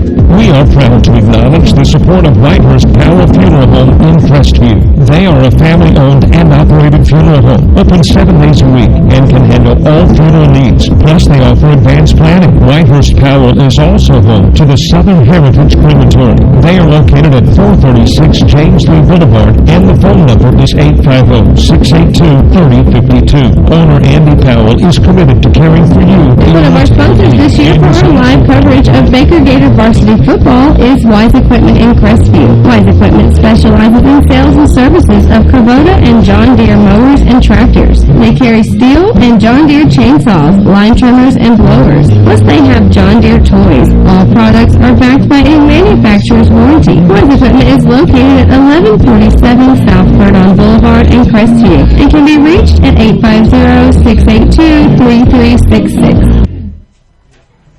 And welcome back to Baker. It is halftime in this round 2 playoff game between the Baker Gators and the Graceville Tigers. And Baker on top of Graceville 21-7 at the half. And got a lot of scores for you, but I also want to kind of talk about the history. Baker and Graceville, no strangers. They have met 10 times in the past 15 years. And Baker holds the lead 9-1. Wow. Over the past 15 years. Matt Brunson undefeated, 7 wins, no losses against Graceville. The last time Graceville beat Baker was way back in 2005, 42-13. And, Seth, we mentioned this earlier. We'll kind of go back and touch on this. And the last time Baker played was in Panama City against Blountstown for the Sunshine State Athletic Conference Championship. Right. And Blountstown wins 33-7. That ends our win streak. We were up to 38 games. It put us at 9-1. But now this is what's impressive. Matt Brunson is in his 9th season as head coach at Baker. His record is 90-17. 90 wins and 17 losses in 9 years. That's an average of 10-2. Right. That's good at any level. That is true, and that is an 84% winning percentage. I mean, that is just unheard of. And in the past 4 years, they are 48-3. Not bad, but we discussed this last year. Right. This year, about his success at every level of high school football, and Matt Brunson just doing a great job with the Baker Gators. Yeah. And no question. Yeah, I've got a couple more scores. In the second, it is Escambia over Mainland, 10-0. In the third, Niceville over Fleming Island, 27-7. And Blountstown over shutting out Port St. Joe in the third, 34-0. Looks like we may be seeing Blountstown. Do you know how how the standings are set up? So as far as who's going to play Robbie might can explain that better as far as standings. But also now at the half, Vernon over Northview, 20-6, and bump up Robbie there. But now, what was your question, Seth? So who's going to play who is my question, depending on the wins in these games. I'm not really sure how the bracket is what I was trying to say. Okay, the Northview and Vernon game is the one we want to look at because we will play the winner of that. The winner of that game, okay. And talking to some of the guys before the game, I think we'd rather play Vernon instead of having to, anytime you can play a new opponent instead of having to play opponent that you played earlier in the season, I think that's a plus for you. We'll also get them here, so it will be, no matter what, the game will be here next week. Of course, unless you're the New England Patriots, then you could beat any team twice in 1 year, right? Well, I don't know. There's no undefeated teams left in the NFL this season. I don't know if you had to see the San Francisco and Seattle game the other night. Absolutely wild finish. Ended the last undefeated team's record of being undefeated. San Francisco. Hey, what about last night's game? Now, speaking of that, the NFL. Oh, hey, one more score here. Godby at the half over Pine Forest, 27-6. But last night, at the end of the Cleveland and Pittsburgh game, I have never seen that. Robbie and Seth seen that before. The quarterback gets his helmet ripped off by the Cleveland player. It was Mason Randolph, quarterback for Pittsburgh. And Miles Garrett. Rips hits on top of the head with the helmet. Yeah. And then another player from Cleveland runs and knocks him down. Right. And, that was just, like someone said, if that was on the street, that would be assault. Well, I don't think that Pittsburgh left Cleveland last night without filing some charges. That's one of the things they were talking about. And not only that, but Miles Garrett is done indefinitely. Indefinitely. At least for the rest of this season and the playoffs. So he may not be. I don't know what they do to him, but he is on an indefinite ban from the NFL. It means he can't go to the practice facility. He can't even be on NFL property. I think pretty much with the ban. Yeah, from what I read, so the punishment, he's suspended indefinitely. not Rudolph, but Pouncey, one of the linemen that kind of defended his quarterback who was kicking Garrett in the head while he was on the ground. He's suspended for 3 games. And then the other guy for the Browns, I can't even pronounce his name. You know what I'm talking about. He's one of the defensive tackles for him. He pushed Rudolph down like after Randolph. Are you sure it was Randolph or Rudolph? I think it's Rudolph. Mason Is it Rudolph? Maybe it is Rudolph. Regardless, he gets pushed down by that defensive tackle. He's suspended for 2 games, but I read both teams are getting fined $250,000 by the NFL.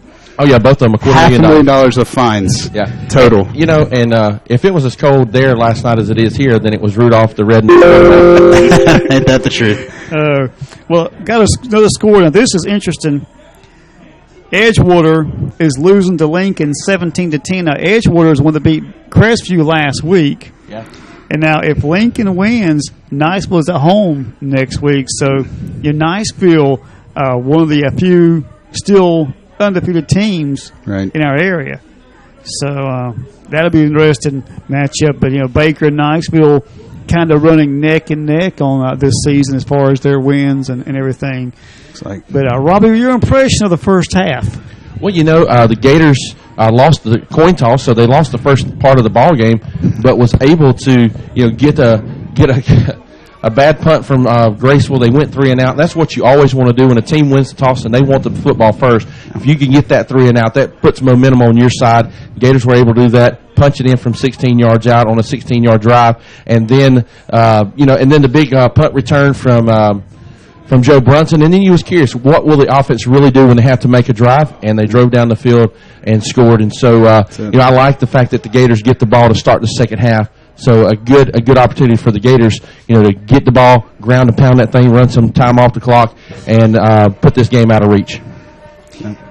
You haven't been here a whole lot this season, but that is Robbie's new phrase, ground and pound. I like it. And I think it effectively describes their offense pretty much since Coach Brunson's taken over. That's what they do. I mean, they grind it out. They trust the big offensive line that is unbelievably strong, sets up for great backs. And the Gators have been blessed with some great backs over the years. Last year, especially the last couple of years with Junior McLaughlin and Derek Peoples, just a 1-2 punch that was absolutely overwhelming to most of the teams they played until they, met Medicine County last year. But that's another story. That's another issue that we won't get into tonight. But tonight, seeing Joe Brunson, Jack Adams been able to pick up, and Joe Brunson, I believe we talked about before the game, if he wanted to do what Junior did last year, which is get 2,900 yards, he'll only have to average about 400 yards per night the next few games. So that's not too bad, right? Well, he's got an opportunity again next year to come right back and do it again. Joe's just a junior. Joe's a junior, that's Joe's right. A junior, so he's got another year. Man. This team's still got a lot of young players out there that's on the field working, and so it's exciting to see what's going to happen, going forward. I thought tonight would be a good test for the Gators defensively and offensively to see what they could do against a good, graceful football team, especially after coming off that Bluntstown loss. And the best way to get the memory of a loss out of your mind is to win the next one. Absolutely. Was that another John Madden? No, okay. I don't think so. But to quote the infamous Robbie Kolb, and make sure I say this correctly. Okay. Streaks are meant to end. Records are meant to be broken. That's what Robbie Kolb told me last week. Streaks are meant to end. Records are meant to be broken. I like that. Yeah. That's true. So you still hate to see it end. Like we hated to see a very particular streak from one of our favorite teams in last year. A nice little bowl streak that we had going for the Seminoles of about. But just let me go ahead and call it 4-0 Dale, and we're going bowling. Hey, we're bowling this year. That's exciting. Exciting to see. That's true. Well, this is halftime from Baker. Your halftime score, Baker 21 and Graceville 7. We'll take another short break and be right back with more halftime after this. The FHSAA is now on Facebook, Twitter, Instagram, and Snapchat. Tweet us, like us, and tag us on your social platforms by searching for FHSAA. Keep up with the teams and people who strive to make high school athletics in the state of Florida the best. Be a fan of it all by following us on social media at FHSAA.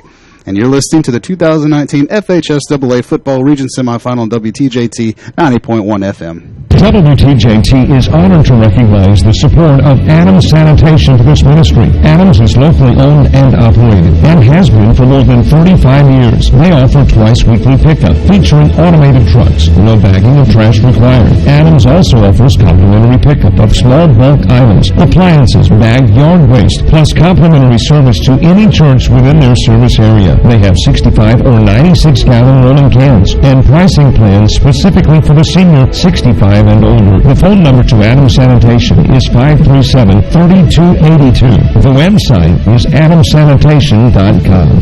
WTJT and the Baker Gators are proud to recognize Baker Parts in downtown Baker as a sponsor of live coverage of Baker Gator football. Baker Parts and auto parts and hardware for all household needs. Baker Parts is located at 1304 Georgia Avenue in Baker, and their phone number is 537-3131 or 537-4241. Thanks, Danny, and all the staff at Baker Parts for helping to make coverage of Baker Gator football possible on WTJT.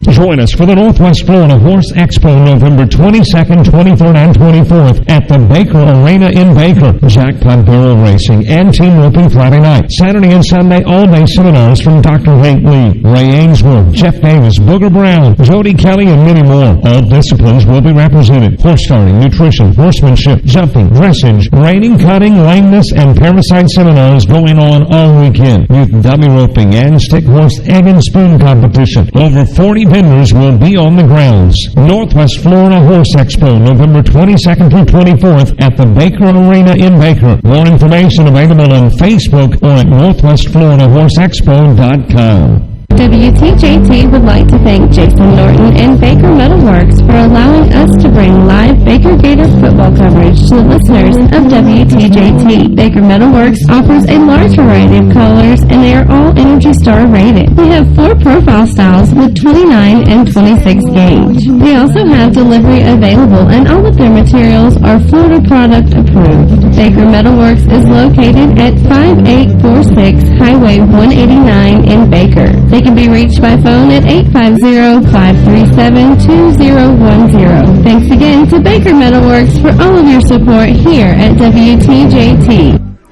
And welcome back to Doug Griffith Memorial Stadium. The Baker Gators 21 and Graceville 7.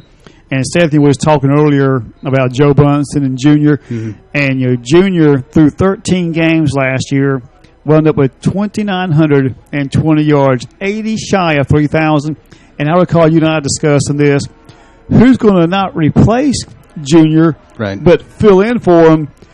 Joe Brunson has done a great job now. He's only at 1,864, right, 136 yards shy of the 2,000. Of course, he's got more than that now. True, yeah. But anyway, I think Joe has done a great job. And you mentioned the 1-2 punch of Junior and Derek, and again tonight, great observation you made there. Joe and Jack Adams, really a great 1-2 combination there. Yeah, I agree. And I think Joe's done well. And now down at Niceville seems to be in command. They are leading Fleming Island 34-7 in the third quarter. Yeah, it looks like Niceville's kind of running away with that one now, being able to just kind of cruise along, and I think they're going to nail their spot in the next round of the playoffs. Well, it's good to see two Okaloosa County teams doing really well at this point in the playoffs. And true, very true. A couple teams from the Pensacola area, Scambia and Catholic, are doing well. Now, Washington got knocked out last week, and Pine Forest still in it. Mm-hmm. So good to see those teams doing good as well. But something else that I just wanted to mention, real quick before we get back. We're about to halftime's almost over. We've got about 3 minutes left. Something about this team, we talked about Coach Brunson, who's just had an absolutely astounding winning percentage. 90 wins, 17 losses, 84% win percentage, and this team that he has is so good because Coach Brunson has just instilled this this program that just works. He's coached a lot of these guys that are, juniors now. Some of these guys he's been coaching since 6th grade. He's been working with them in the weight room as a weightlifting coach since they've been in middle school. They've just kind of come through this system that he's implemented, just a system that produces successful guys, that is just working as an offense, as a defense. His whole team, he's got just a very complete team that executes well. They don't make a lot of mistakes, and when they do, it's just little mental errors, and they're able to come back from them. Like, those 2 penalties, it was 1st and 20. Joe Brunson says that's nothing, runs it, 30 yards downfield and is able to, restore that. So I love what Coach Brunson has done with this Gator team since he took over 10 years ago. He has just instilled a program of excellence, and the guys buy into what he's preaching. And something I want to mention, I don't know if you mentioned this back earlier when it happened, there's a couple guys that go to Milligan, that got baptized at Milligan. Coach Brunson showed up there in support of those guys. So Coach Brunson, not just an excellent role model on the field, an excellent coach, but he's one of the guys. He is a great figure and a great role model for these guys, and he cares about his players. And you can see it out there in the way he coaches and just the way his team plays for him in particular. You're right, Seth. Exactly right. Coach Brunson, supportive of his boys on the field, off the field. Yeah. But exactly right. And we have discussed this about his success at every level of high school. Yeah. Even go back to a team manager on that first team that won the state championship. That's right. Then played on the next 2 teams that won in 84 and 85. And even in college, at Troy University, they won a national championship. Back then they were Division II. Yeah, but yeah. Troy University, Troy State. Mm-hmm. And then as a defensive coordinator here in 93, won their 4th state title. That's right. Took Graceville to their only state championship appearance. Yep. Didn't win. And now at Baker twice in the past 3 years, state runner-up. Yeah. But, he's been a great – and the thing is, he's very humble about it. Oh, absolutely. He gives credit to his players, his coaches, fans, parents. Absolutely. Vernon 20-6 over Northview. And I know we're kind of shifting gears here, and Robbie's going to try to catch up with Coach Brunson here in just a moment. And but like you said, if Baker wins tonight, they play the winner. Well, the winner tonight plays the winner of Vernon and Northview. Right. And Baker will be at home if they win, regardless of Vernon and Northview. Now, here comes Robbie trying to catch up to Coach Brunson. Here we go. Robbie, you got Coach Brunson there. Well, guys, he's talking to his guys up on top of the press box right now, so trying to get this second half plan together. Okay. Well, if you catch up to him, just let us know. Meanwhile, we'll get set for this third quarter kickoff. It is 21-7. Baker on top of Graceville. And back deep is Joe Brunson and Jack Adams for the Gators. And it's a short kick, pooch kick, taken about the 40-yard line.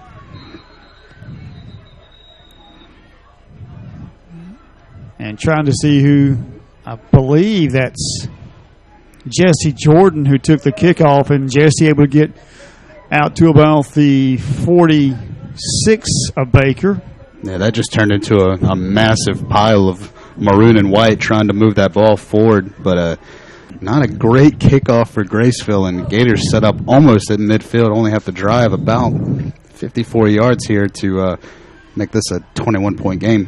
Well, sometimes a pooch kick by the opponent bites you in the behind, and that is true. You give a Gators field position at their 47-yard line, Yeah. You're just asking for trouble. That's true. Well, now Joe Brunson, not in wildcat, but under center, and quarterback keeper right side, cuts it back inside, and Joe's still going, still breaking tackles, and finally forced out. Looks like about the 42 of Graceville, be very close. It is a first down, I believe. And you know something Robbie mentioned that I completely forgot? Joe is a junior. Only a junior. You've got this level of talent in a junior class, still going to be with you for another whole year. Already just coming into this system, making big plays. I mean, that's exciting for the future of Gator football to see him keep going. And right there, running under center, big 9-yard run on first down to start this half. Yeah, second down, one from the 44 of Graceville. Clock rolling, 11:43 to go in this third quarter. Again, Joe Brunson under center and keeps the ball. This time they're on the left side, and tackles made by number 6, Xavier Zori. but it's a Gator first down at the Graceville 38-yard line. And they snap that ball with about 0.2 seconds left on the play clock. Just do get that off in time to keep that a 2nd-1, and obviously Joe Brunson taking the ball. It's great to have a guy like that running in this formation because immediately, as soon as he gets the ball, he's able to take off. He doesn't have to wait on the handoff, don't have to worry about a messy exchange, just takes it right from the center, immediately finds a place on the left side of that line, and gets upfield for a first down. It is 1st and 10, Baker from the Graceville 38. 11-15, third quarter, Baker 21 and Graceville 7. And again, Joe Brunson under center, and a flag comes in. And it's going to be an untrue start against the Gators. I love that. But again, some more mindless penalties, and I'm not sure how penalized the Gators have been this year, but I remember last year they were just one of the most penalized teams I've ever seen. I mean, averaging 8 to 9 penalties per game, and it wasn't big. It wasn't big unsportsmanlike penalties. It was more of these mindless penalties, false starts, and delay of games, and holding penalty every now and then, stuff like this that just kind of takes you out of that stride and that momentum that you're trying to build. What you got, Robbie? Yeah, watch it. We got 2 receivers lined up over here to the left. I don't know if they'll let Joe throw, but only one covered. Nope. Quarterback keeper by Joe Brunson. Dives ahead. Gets maybe a yard to about the 41-yard line, 42. Has Joe thrown out of the Wildcat this season in that game against Port St. Joe? Robbie, did you hear that? Has Joe thrown this season? I'm not sure. Yeah, I think he does have one pass that he's thrown all year. But I would watch that. They may see that here in a little bit and decide to do something with that. It would be a very interesting call to make on the field. I mean, if you got the advantage over there. 2nd down, 13 from the 42. And Sam back in their quarterback, hands off to Joe Brunson. And Joe nowhere to run. Gets to the 40-yard line. Another short run. Going to bring up a 3rd down and long for the Gators. See, this is what you don't want. That first down penalty, that 5-yard penalty sets you back, and then back-to-back plays of just no running room. Graceville kind of buckling down. They know it's crunch time right here. I mean, you're down 14. You had to give the ball right back to the Gators, who are more than capable of starting this second half out with a big play. You got a 3rd and long here. Coach Brunson, I would imagine, would punt it if it stays, 4th and 5, 4th and 6 or greater. So it's really up to Graceville here to pin their ears back, come after the Gators, and get a stop on this 3rd down. 3rd down and 12 from the 40. And Joe, quarterback keeper, tries to make a Lamar Jackson type of spin, but nowhere to go, and he's dropped for a loss back to the 45-yard line, and he does get up limping. Yeah, Sorry, the big wide receiver and running back, and Jarrell Carpenter just immediately come down on him. It looks like Joe's going to spin out, but both of those guys just combine, pull him down hard, nowhere to go. Now this 4th and long, if you're Graceville, you got to be feeling pretty good. This is the first punt that the Gators are going to have all night. You're able to get them on a 3-and-out. Joe Brunson is a line drive punt that Jack Adams downs near about the 17-yard line. And it is a final from Madison County. They have shut out Hillard 56-0. Niceville up 40-7 in the 3rd quarter. Yeah, it sounded like that one was already a running clock in the 2nd quarter. That one got ugly pretty fast. And that wasn't a 3-and-out, that the Graceville Tigers forced, but they were able to hold them there, pushed them back on that 3rd and long, forced the Gators, like I said, into their first punt of the night. Now if you're Graceville, you got to be feeling pretty good. Your offense has the ball back. You're able to keep the Gators from scoring on that opening possession. Now see if your offense can get to work. It is 1st and 10 from their 18. It's Jeremiah Castro right up the middle. Brought down by Devin Jordan, Jake Miller, and Seth Baxa. Picks up about 6 yards to the 24-yard line. 2nd down 4 for the Tigers. And Castro able to get a good push up the middle there. His big O line able to finally get some blocks, open up a little bit of running room for him. That's a good start for their first drive of this second half. Castro feeding off the energy of this team that just forced the Gators to their first punt. 8-13 third quarter. And again, Castro on the handoff, right in the middle. And runs smack dab into several Gators. Devin Jordan gets the first hit on Castro and brings him down just shy of the 30. And it's going to be a first down for the Graceville Tigers. Ball at the 27-yard line. I think something we need to see from the Tigers more is, like we talked about earlier, is stretching out this Gator defense. When they had some little sweeps, little toss plays, and then those couple of screens that they had, they were able to have some success against this Gator defense. So right up the middle this time, they were able to get another first down, but spreading out this Gator defense and making them run the length of the field may be key here in the second half. 7:40 third quarter. Adams through the air, going deep downfield. The ball is incomplete. Great coverage by Brody Sharp. And Brody Sharp was on that receiver like a bad Christmas sweater, but in great position to break up that pass. Absolutely great job. Keeps his head on a swivel, sees that ball the whole way. He actually had a better play on the ball than the receiver. Yeah, that was the other Sorry, the Quavius, I'm guessing. Trying not to butcher these first names, but that was the other Sorry, number 13. But I was almost looking for a flag there, but Brody Sharp kept his eye on that ball. He was trying to make a better play than the receiver and almost did.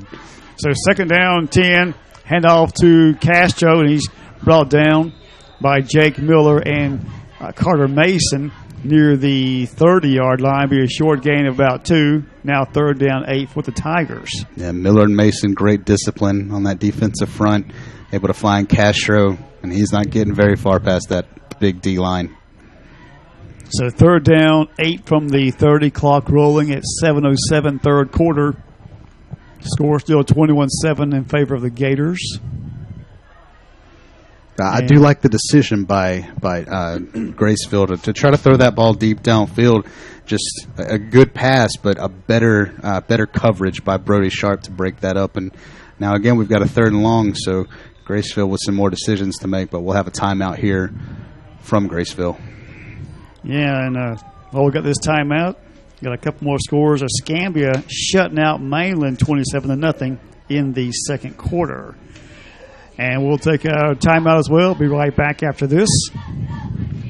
The Florida High School Athletic Association recognizes its corporate partners who help make the FHSAA Football Championships possible. The official merchandising company of the FHSAA, Gatorade, Thirst Quencher, Fueling the Future, Mainline Events, the official photo company of the FHSAA, Ball4, the official supplier of championship rings for the FHSAA, Spectrum Sports, the official television partner of the FHSAA, Max Preps, official scores and statistics of the FHSAA, GoFan, official online ticket provider of the FHSAA, the NFHS Network, the official online partner of the FHSAA, and Wilson, provider of the official game ball for the 2019 FHSAA Football Championships. And Robbie Cole, what you got? I'll give you $5 if you can say FHSAA again. FHSAA. Again. Again. I'll say that in my sleep tonight. Adams, pitch back to Castro, right side. And Castro finds a little bit of room and forced out of bounds by Seth Baxton near the 38-yard line, 37. He's going to be close, but I think he's just going to be short. Just barely short, but I don't know. I'd like to see the Tigers go for this one. Well, he is 5'7". I like what you did there. You're welcome. And it is fourth and about a yard there from the 37-yard line. Yeah, from the 37, yeah. You got to go for it here. You're down 14, halfway through the third quarter. It's only about a yard. Give it to your guy who's been there for you all night. Castro up the middle. It is Castro up the middle. He's got the first down and more. Runs into Joe Brunson and company. Seth Baxton, Jake Miller. But it's a first down at the Graceville 40-yard line, so the gamble does pay off. But like you said, you got to go for it now. At this point, yeah. And I think everybody in the stadium, Gators, Tigers, fans, everybody knew that was going to be a handoff to Castro up the middle. Just a question of whether or not that defense could stop it. And that time Castro is able to push through just a little bit stronger, pick up the first down. 6:33 third quarter, 21-7 Baker on top. Back in a moment. You're listening to the 2019 FHSAA Football Region Semifinal on WTJT 90.1 FM. WTJT would like to thank Jason Norton and Baker Metalworks for allowing us to bring live Baker Gators football coverage to the listeners of WTJT. Baker Metalworks offers a large variety of colors, and they are all Energy Star rated. They have 4 profile styles with 29 and 26 gauge. They also have delivery available, and all of their materials are Florida product approved. Baker Metalworks is located at 5846 Highway 189 in Baker. They can be reached by phone at 850-537-2010. Thanks again to Baker Metalworks for all of your support here at WTJT. And welcome back. What you got, Robbie? It's cold. Nah. So a good run there by Castro to get that first down. Was 6.5 to go in the third quarter. 21-7. Baker on top. Pitch back this time goes out to Sorey, and he has cut down quickly by who else? Devin Jordan, the leading tackler and sack leader on the Baker defense. I was going to say sacker, but that didn't sound right. Yeah. Devin Jordan seemed to like his cleats, grabbed a hold of those shoestrings there and pulled him down. It is a loss of about a yard back to the 39-yard line. Second down, 11 for the Tigers. 6 minutes to go, third quarter, 21-7. Baker on top. And so now quarterback Neil Adams under his center. And hands off to Castro, and Castro dragging Gators with him. He is close to the 45-yard line. Joshua Gamble and Zane still on the tackle. And they're about to start moving more into that slick part of the field on that big Gator logo head. We'll see if that affects their footing, their ability to move here. But this is another 3rd and long for the Tigers. So if you can't get a first down here, you at least want to try to make this a 4th and short to give your offense a little bit less yards to have to convert on. 3rd down, 7 from the 43-yard line. Adams back to pass. Short pass out to the flat. Almost picked off. Jack Adams saw green grass and tried to run before he caught the ball, but it does break up the pass. So 4th down now for the Tigers. I mean, again, Neil Adams, that is, just kind of threw that ball up for grabs. He's trying to hit his receiver on a slant route, but he is throwing into just a sea of maroon jerseys. There is absolutely nowhere to put that ball. His receiver really never even has a chance, and the other Adams, Jack Adams, almost made him pay with an interception there. So now 4th down and 7 for Graceville from their 43-yard line. And Joe Brunson back for the punt. And it's blocked! Devin Jordan blocks the punt, picks it up at the 20-yard line, tackled by the punter, but what a play by Devin Jordan blocking that punt. I saw that one coming. I was watching Devin Jordan on the left side of that line. I mean, he just had that look about him. The body language was screaming that he was coming after that punt hard, and he is back there. As soon as the ball gets back there, punter is not even going to have a chance to get that one off. Devin Jordan immediately blocks it and picks it up, almost gets to the end zone. Thankfully, the punter, for Graceville that is, makes a touchdown-saving tackle. But Gators, again, going to start in the red zone. The offense just not able to have as many yards tonight just because they're always having this phenomenal field position. Again, defense and special teams coming up big. Well, Devin Jordan was thinking scoop and score. Almost. He did the scoop part, not the score part. Joe Brunson on the handoff inside the 20-yard line, and Joe a short gain gets to about the 13-yard line. Brings up 2nd down, 7 for the Gators. They lead 21-7 with 4:45 to go in the 3rd quarter. And Joe Brunson, kind of the Swiss Army knife of the Baker Gators. I like that. That's kind of effective. That's what he does. I mean, he plays everywhere. You got a guy that's going to come in at quarterback from the Wildcat. He's a running back. He's a defensive back, / nickel back, kind of plays somewhere in there. And obviously a phenomenal returner, one of the best returns that I've seen lately, that big 90-yard punt return. Hopefully that's going to be on Pro Football tonight. That was a great return by him. So, yeah, definitely the Swiss Army knife of this team. 3rd down and 8. And now Sam to the air, trying to hit Garen Mitchum, and it's just off his fingertips, goes incomplete. And Garen made a great dive, a great attempt there, but it's kind of rough. That's because she's throwing against his body there. Right. I'm sorry. The guy that was putting a lot of pressure was Iverson Mosen. that was getting in Sam's face, big number 4. And Sam just doesn't have a lot of time. And honestly, it was probably for the best that that throw was not completed because Guerin, obviously had to dive for it, and there was just nowhere he would have gone with the ball. It might have gotten back to the line of scrimmage, if that. So better the incompletion there. Sets them up with this 3rd and longer. But the Gator offense struggling a little bit as they come back out in the second half. Thankfully for them, their defense has not really lost a step. 4:09, 3rd down, 8 from the 13. Joe Brunson on the handoff, and Joe kind of skipping there through the middle of the line, and he is inside the 10 to about the 9-yard line, so 4th and short.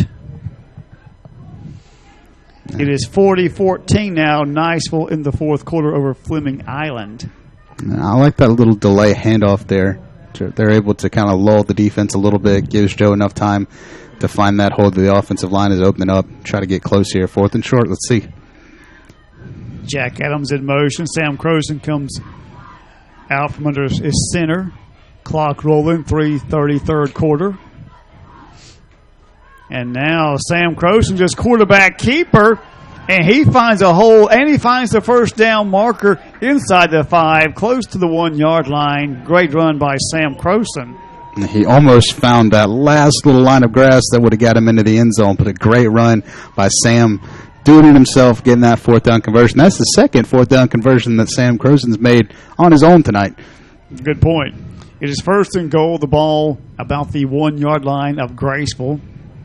3:05 3rd quarter, Baker 21, Graceville 7. And if you're Graceville here, you've really got your backs against the wall. You want to try to keep the Gators out if possible. You got 4 downs to keep them from getting a yard. And it's going to be Joe Brunson into the end zone. That is number 4 for Joe tonight. They go up 27-7. That's another solid run by Joe Brunson. Joe responsible for all 4 touchdowns that the Gators have tonight. That's his 3rd on the ground, I believe. It is. Well, 4, isn't it? Well, the other one was a punt return. Okay, but it wasn't Still on on the the ground, I guess. Okay. He didn't. I know he didn't fly to the end zone, but it looked like it as fast as he was moving. We knew what you meant. And now Ethan Edge for his 4th point after attempt. He's 3 for 3. He is 4 for 4. Ethan Edge, his debut as place kicker.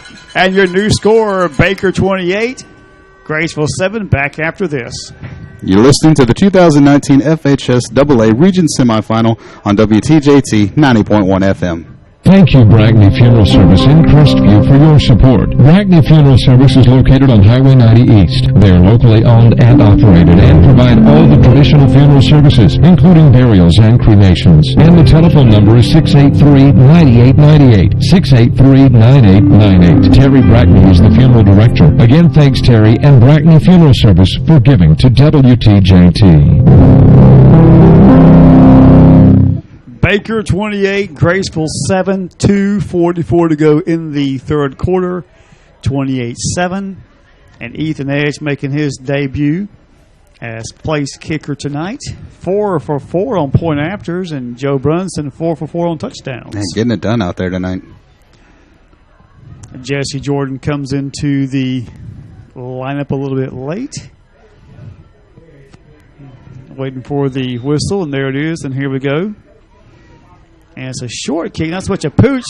And Robinson makes a great grab back at his 25 and trying to find somewhere to go. And all he sees is maroon jerseys leading the charge, Shane White and Josh Smith, along with Jesse Jordan. He gets back to about the 35-yard line. Robinson played that ball a little bit dangerously, kind of came up on it a little bit too much, had to reach high above his head to pull that one back down. That would have been absolutely catastrophic for the Graceville Tigers to turn that ball over once again without even giving their offense a chance to try to close this gap. And I mean, they've got to try to close a 21-point gap here with 2.5 minutes left in the 3rd. You got to expect that they're going to have to try to some pass plays here. You got to try to get the ball in the air, get some big chunk plays, and move this ball downfield. If you even got a prayer to close this gap. We thought Castro ran all over Freeport, and he did, but not so much against the Gators. And Ethan Edge wraps up Castro, and and get some help from the rest of that Baker defense. Not a lot of teams able to run all over the Gator defense. And Castro, unfortunately for his Tigers, is one of those that's just not been able to find a ton of success. Every now and then they're able to get some chunk plays. They catch a breakdown in this Gator defensive line, but it just has not been very often. And again, we're just seeing a stout Gator defense that's not budging an inch. Adams to the air. It is tipped up by Devin Jordan. Robbie Cole, what you got on your mind there? Well, the Graceville Tigers have had their own little version of the ground and pound. The Gators have just been able to keep it grounded. Good point, Robbie. That is true. Devin Jordan getting the big hands. Now, usually Eric McQueen does what Devin just did, right. But Devin Jordan, he's got the block punt, block the pass. Yep. I believe he already has one sack on tonight. Yep, he's been in the backfield, but an absolute force back there. And, I mean, if you're a Tiger, you want Adams to be able to pass a little bit, but even there, trying to get the ball out in the flat, there's just nowhere to go. And there's a blitz by the Gator defense, and That's a Adams fumble. throws the ball. No, I guess he had his arm They moving forward. ruled it incomplete, very close, but he was under heavy pressure from Matthew McClure and Seth Baxa. Oh, yeah, that was a almost delayed blitz, it looked like, but as soon as that ball was snapped, you just see every linebacker, defensive lineman, about 9 guys in total immediately coming after Adams, and that's got to be a little bit terrifying, seeing that big red storm coming at you. Yeah, that's something we haven't seen a whole lot this season is the Baker defense blitzing, but wow, it looks like they just opened the floodgates, and here come the Gators. But a lot of times they haven't had to have these big blitzes because their defensive linemen are just getting such great penetration that they don't even have to send any more guys in that front 4 or front 5. 4th down, and Adams going deep downfield, trying to hit Story. Again, great coverage there by Jesse Jordan. Not sure what's happening there. I hear Are they going to call a pass interference? Yep. Well, all I heard was the fans yelling about get out of here and trying. All right, everybody. Easy. Still a friendly sportsmanlike game, as told by the FHSAA. We're going to be friendly here tonight. We've had enough hostility over the last few nights in football, huh? Yes, we have. So trying to get this cleared up. Robbie Cole, you got any idea what's going on down there? Yeah, they called a pass interference, but I'm telling you, it was good coverage. I didn't see anything wrong. If anything, the receiver pushed off the defensive back. Well, now it's a sideline warning against the Gators. Well, that's definitely going to be a first down, and that's something that you don't want to see. A sideline warning there is also not ideal for the Gators. And it was 4th down for Graceville back about the 38. Now it's at the Baker 47-yard line, and it's 1st and 10 for Graceville. A minute 48 to go in this third quarter. They're down 28-7. And the 6'1 quarterback, Neil Adams, under his center. Story in motion. Handoff goes to Castro, and Castro is cut down quickly. Look, Jack Adams got in there along with Jake Miller. And Castro again, just another dive out of that option, straight up the middle. Nowhere to go, not finding any kind of room around this big defensive line. But going back to that penalty, I mean, it was pretty obvious from up here as well. The ball looked very uncatchable. 2 or 3 yards in front of the receiver. He doesn't even get his hands on it until it bounces off the ground. I don't know. But 2nd down, 9. Adams to the air. Trying to hit Sorey, and it goes incomplete. And real quick, Edgewater in overtime has beat Lincoln 23-17. Escambia over Mainland 13-0.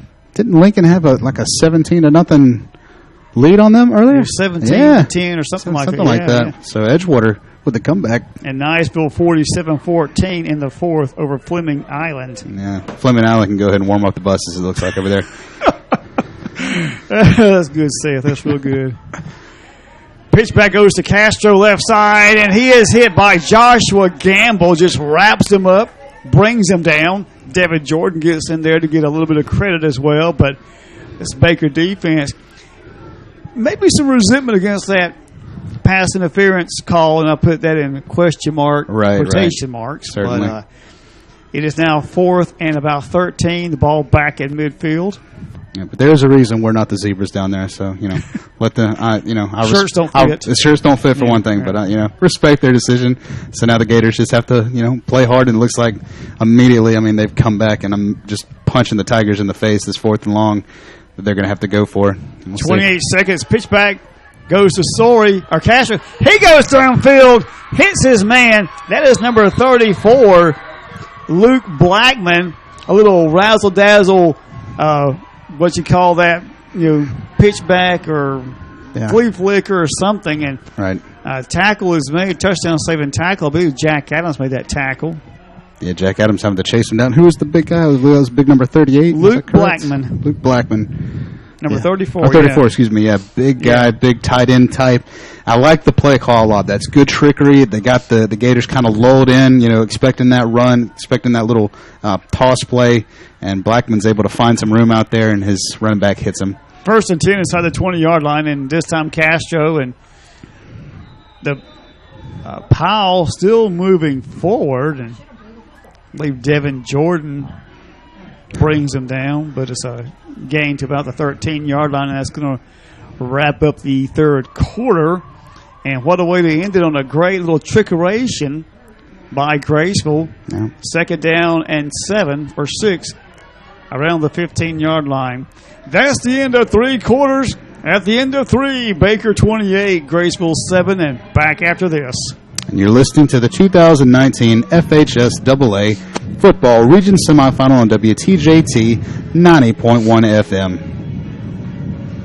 WTJT is honored to recognize a donation from Edge Painting Incorporated. Derek and his crew specialize in interior and exterior repaints, pressure washing, cabinet refinishing, wood and concrete staining, just to name a few. Edge Painting Incorporated has you covered. The number to schedule your free estimate is 850-537-2396.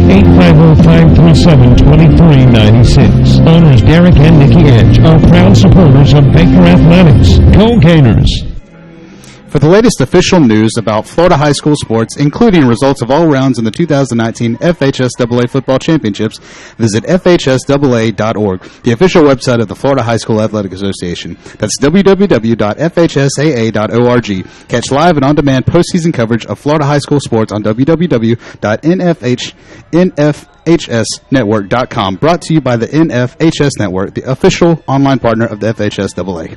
2nd down, 6 from the Baker 13. Castro on the handoff. And he is inside the 10, close to the 7-yard line before being stopped by that Gator defense. Looks like Castro is going to get the first down on that carry. Decent run to be able to get out there. Now set his team up with a 1st and goal. And this is what you're going to have to do. But remember, you're still down 21 points. You've got a quarter to come back and make sure your defense is able to produce some stops. So they've got their work cut out for them. This is a good start here, but we'll see what they do as we start this fourth quarter. 1st and goal from the 7-yard line. Adams under his center. Hands off to Castro. He is met in the backfield and brought down. 18 Seth backs have put a lick. And he gains maybe a yard, Seth. Brings up 2nd down goal from about the 6, 11, 21 go in the ball game. Yeah, great work by backs. Able to get some penetration off of that right tackle. Gets in the backfield. Finds Castro. Able to pull him down before he's able to get much on that play. And I'm trying to find Robbie. Okay, I see you, Robbie. I see you. You've moved down further. Okay, I see you now. Can you hear me now? I can hear you, yes, sir. Play clock at 6.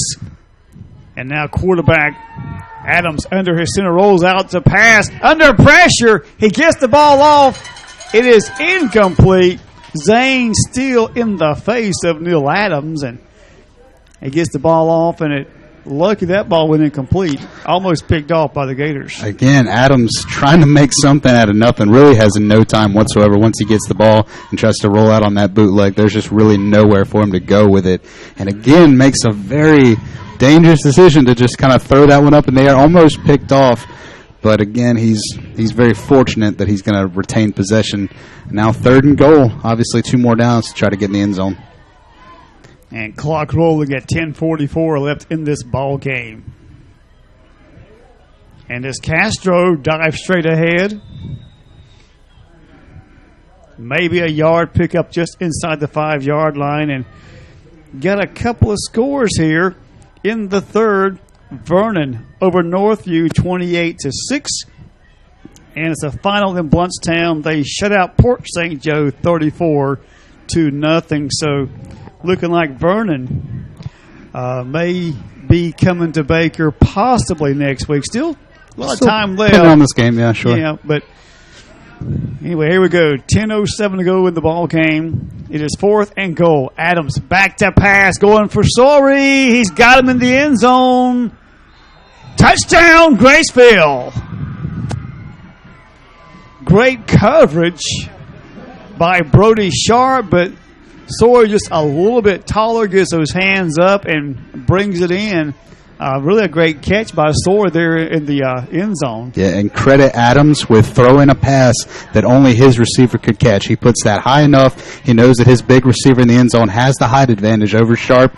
Throws it high enough, and then obviously credit to Sorey getting his big hands up there, catching that ball away from his body, and then pulling it down, getting his feet inbounds, and getting a touchdown. Now cutting this lead down 2 scores. Yeah, Adams on for the extra point as well. And that kick is perfect right through the uprights.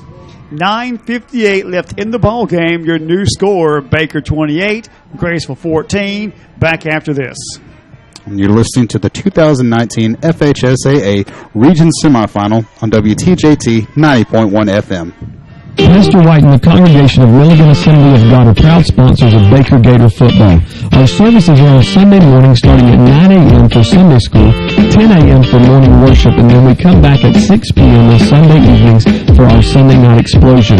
Our midweek service begins on Wednesday nights, and it starts at 6:45 for our kids' choir ministry, and then 7 p.m. for our evening worship service on Wednesday nights.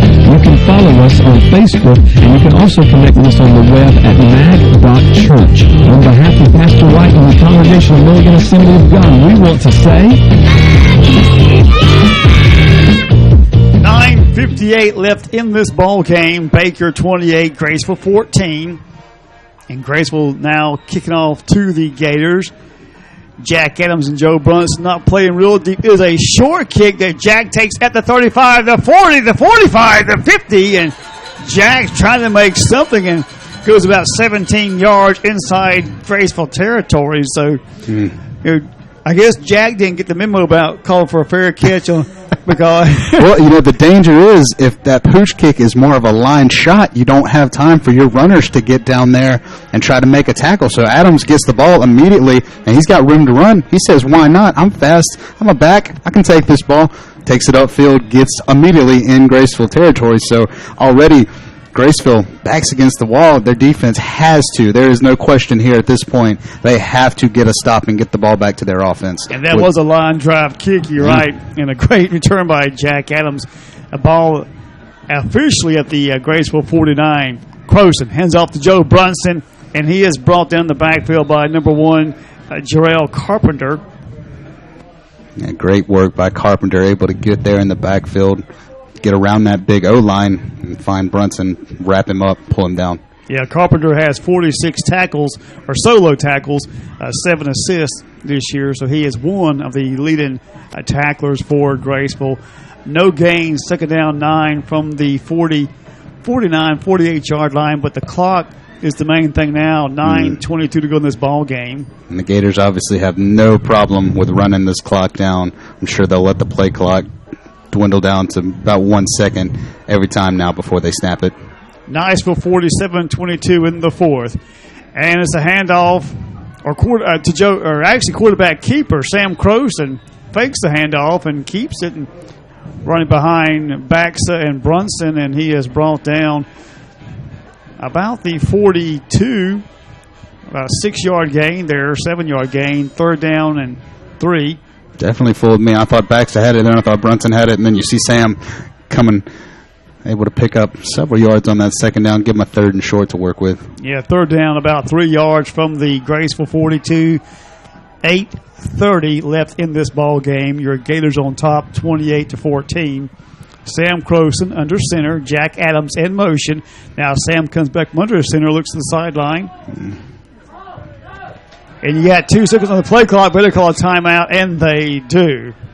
Robbie Cole, what you got down there for me?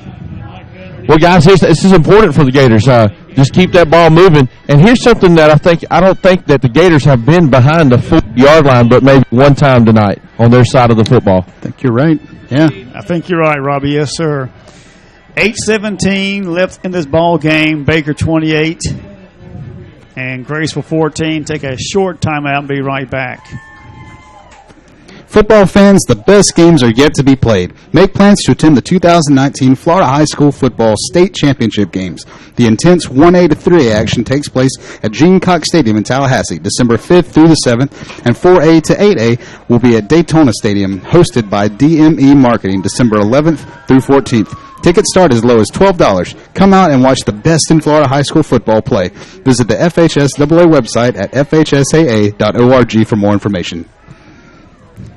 And we are back to live action and talking about Tallahassee, Seth. I think 2012, you and I and Gary Taylor went to watch Baker and Florida State High School. That what Robbie thinks is cold. It was cold that night. We was in that press box, no windows, no kind of protection. It was cold. That night was below in the 20s at least. And it's Joe Brunson trying to make something out of nothing, and he is stuffed back at the 43-yard line. So now 4th and about 4 yards to go, but you're at the Graceville 43, clock rolling under 8 minutes. It looks like we are going for it here, Seth. Oh, yeah, no question. And, I mean, this is where you decide how bad you want this. If the Gators don't get it, Graceville gets the ball back, decent field position. If they're able to convert here, it is going to be absolutely detrimental to the potential comeback that Graceville is trying to mount. 10 seconds on the play clock. Sam Croson and the rest of the offense looking through the sideline for guidance, and they're going to have to hurry here. There's 2 seconds on the play clock. And they're not going to get it off. A timeout. Wow. No delay of game against the Gators. No, not timeout is called. Okay. Wow. Timeout is called. So Still now there, back-to-back timeouts have to be called to avoid delay of game. Robbie Kolb, what you got? Well, guys, they're just trying to – I'm not really sure what they're trying to do there on that one because we didn't try to get them to jump offside. So, but nonetheless, we called the timeout before the delay of game, and see what we do right here on 4th down. And the clock is stopped at 7:25 to go in the ball game. Baker on top, 28-14.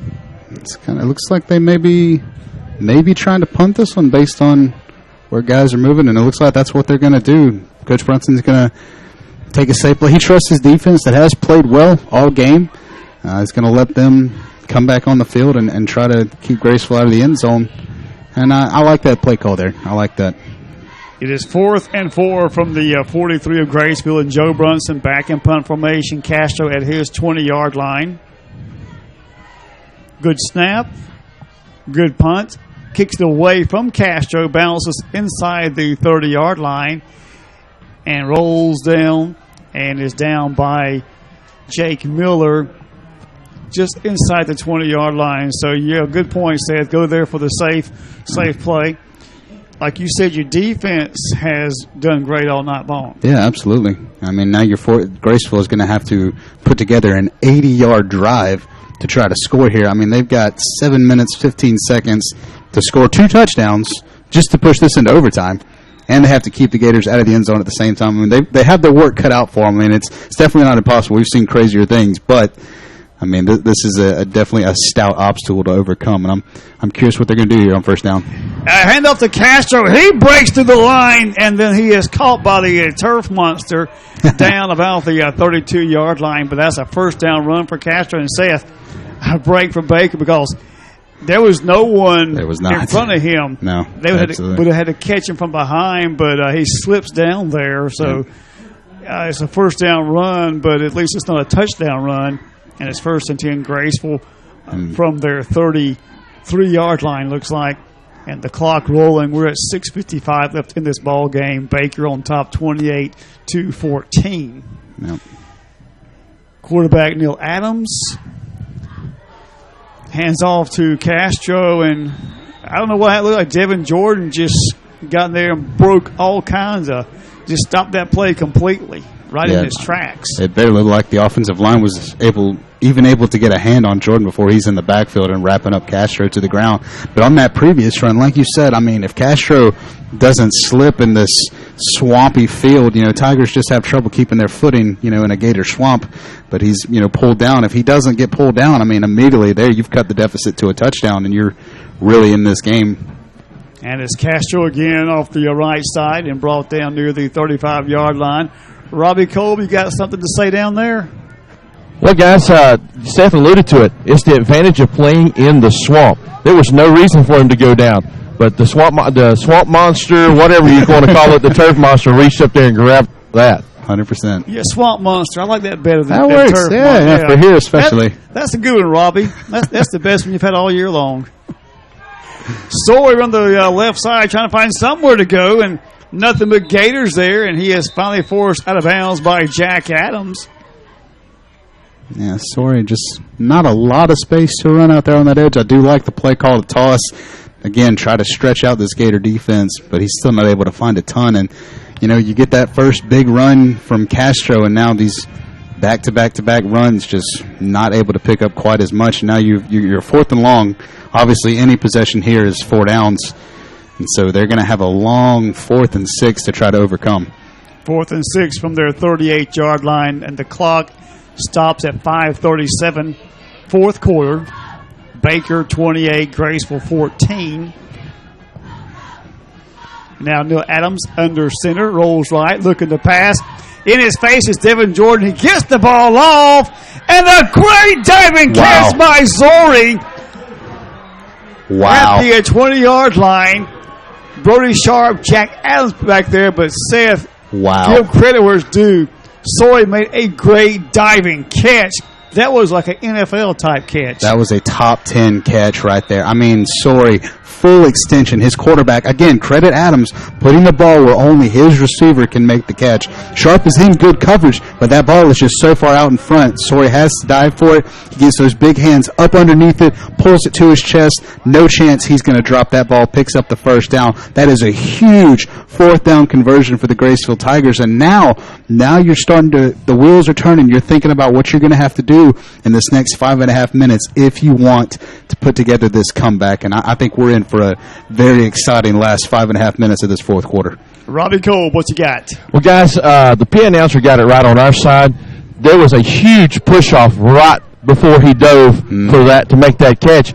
And coaching staff wasn't very happy with the no call.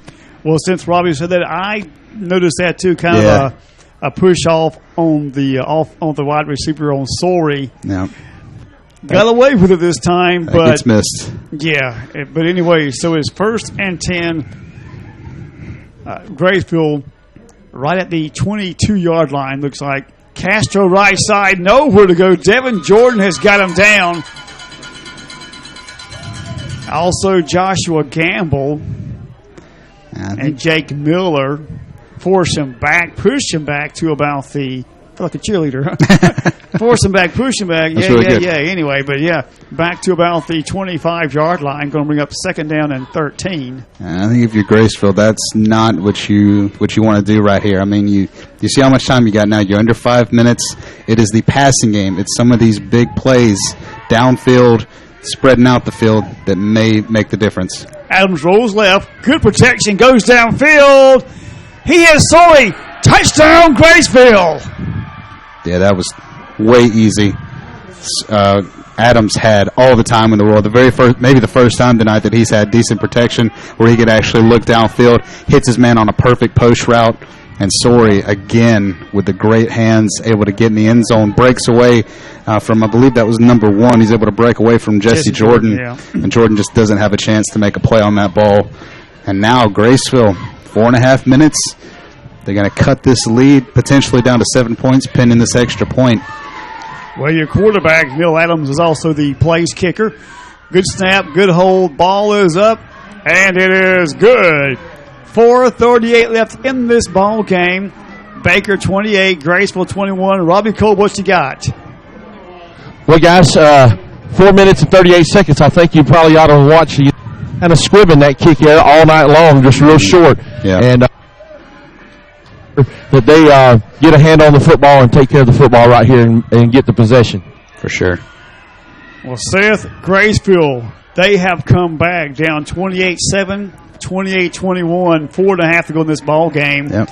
And and they've outscored the Gators in this half, 14-7. They've won the second half thus far, and they're still trying right here. And I like what Robbie said, potential squib kick / onside kick here. That, or they see if boy's got the boot, but it definitely looks like we're going for a short kind of onside kick here. As many guys over on that side. Right, it's like an all-hands team on the field for Baker. Yep.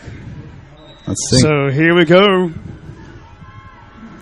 Neil Adams set to kick for Graceville, and it is a little pooch kick taken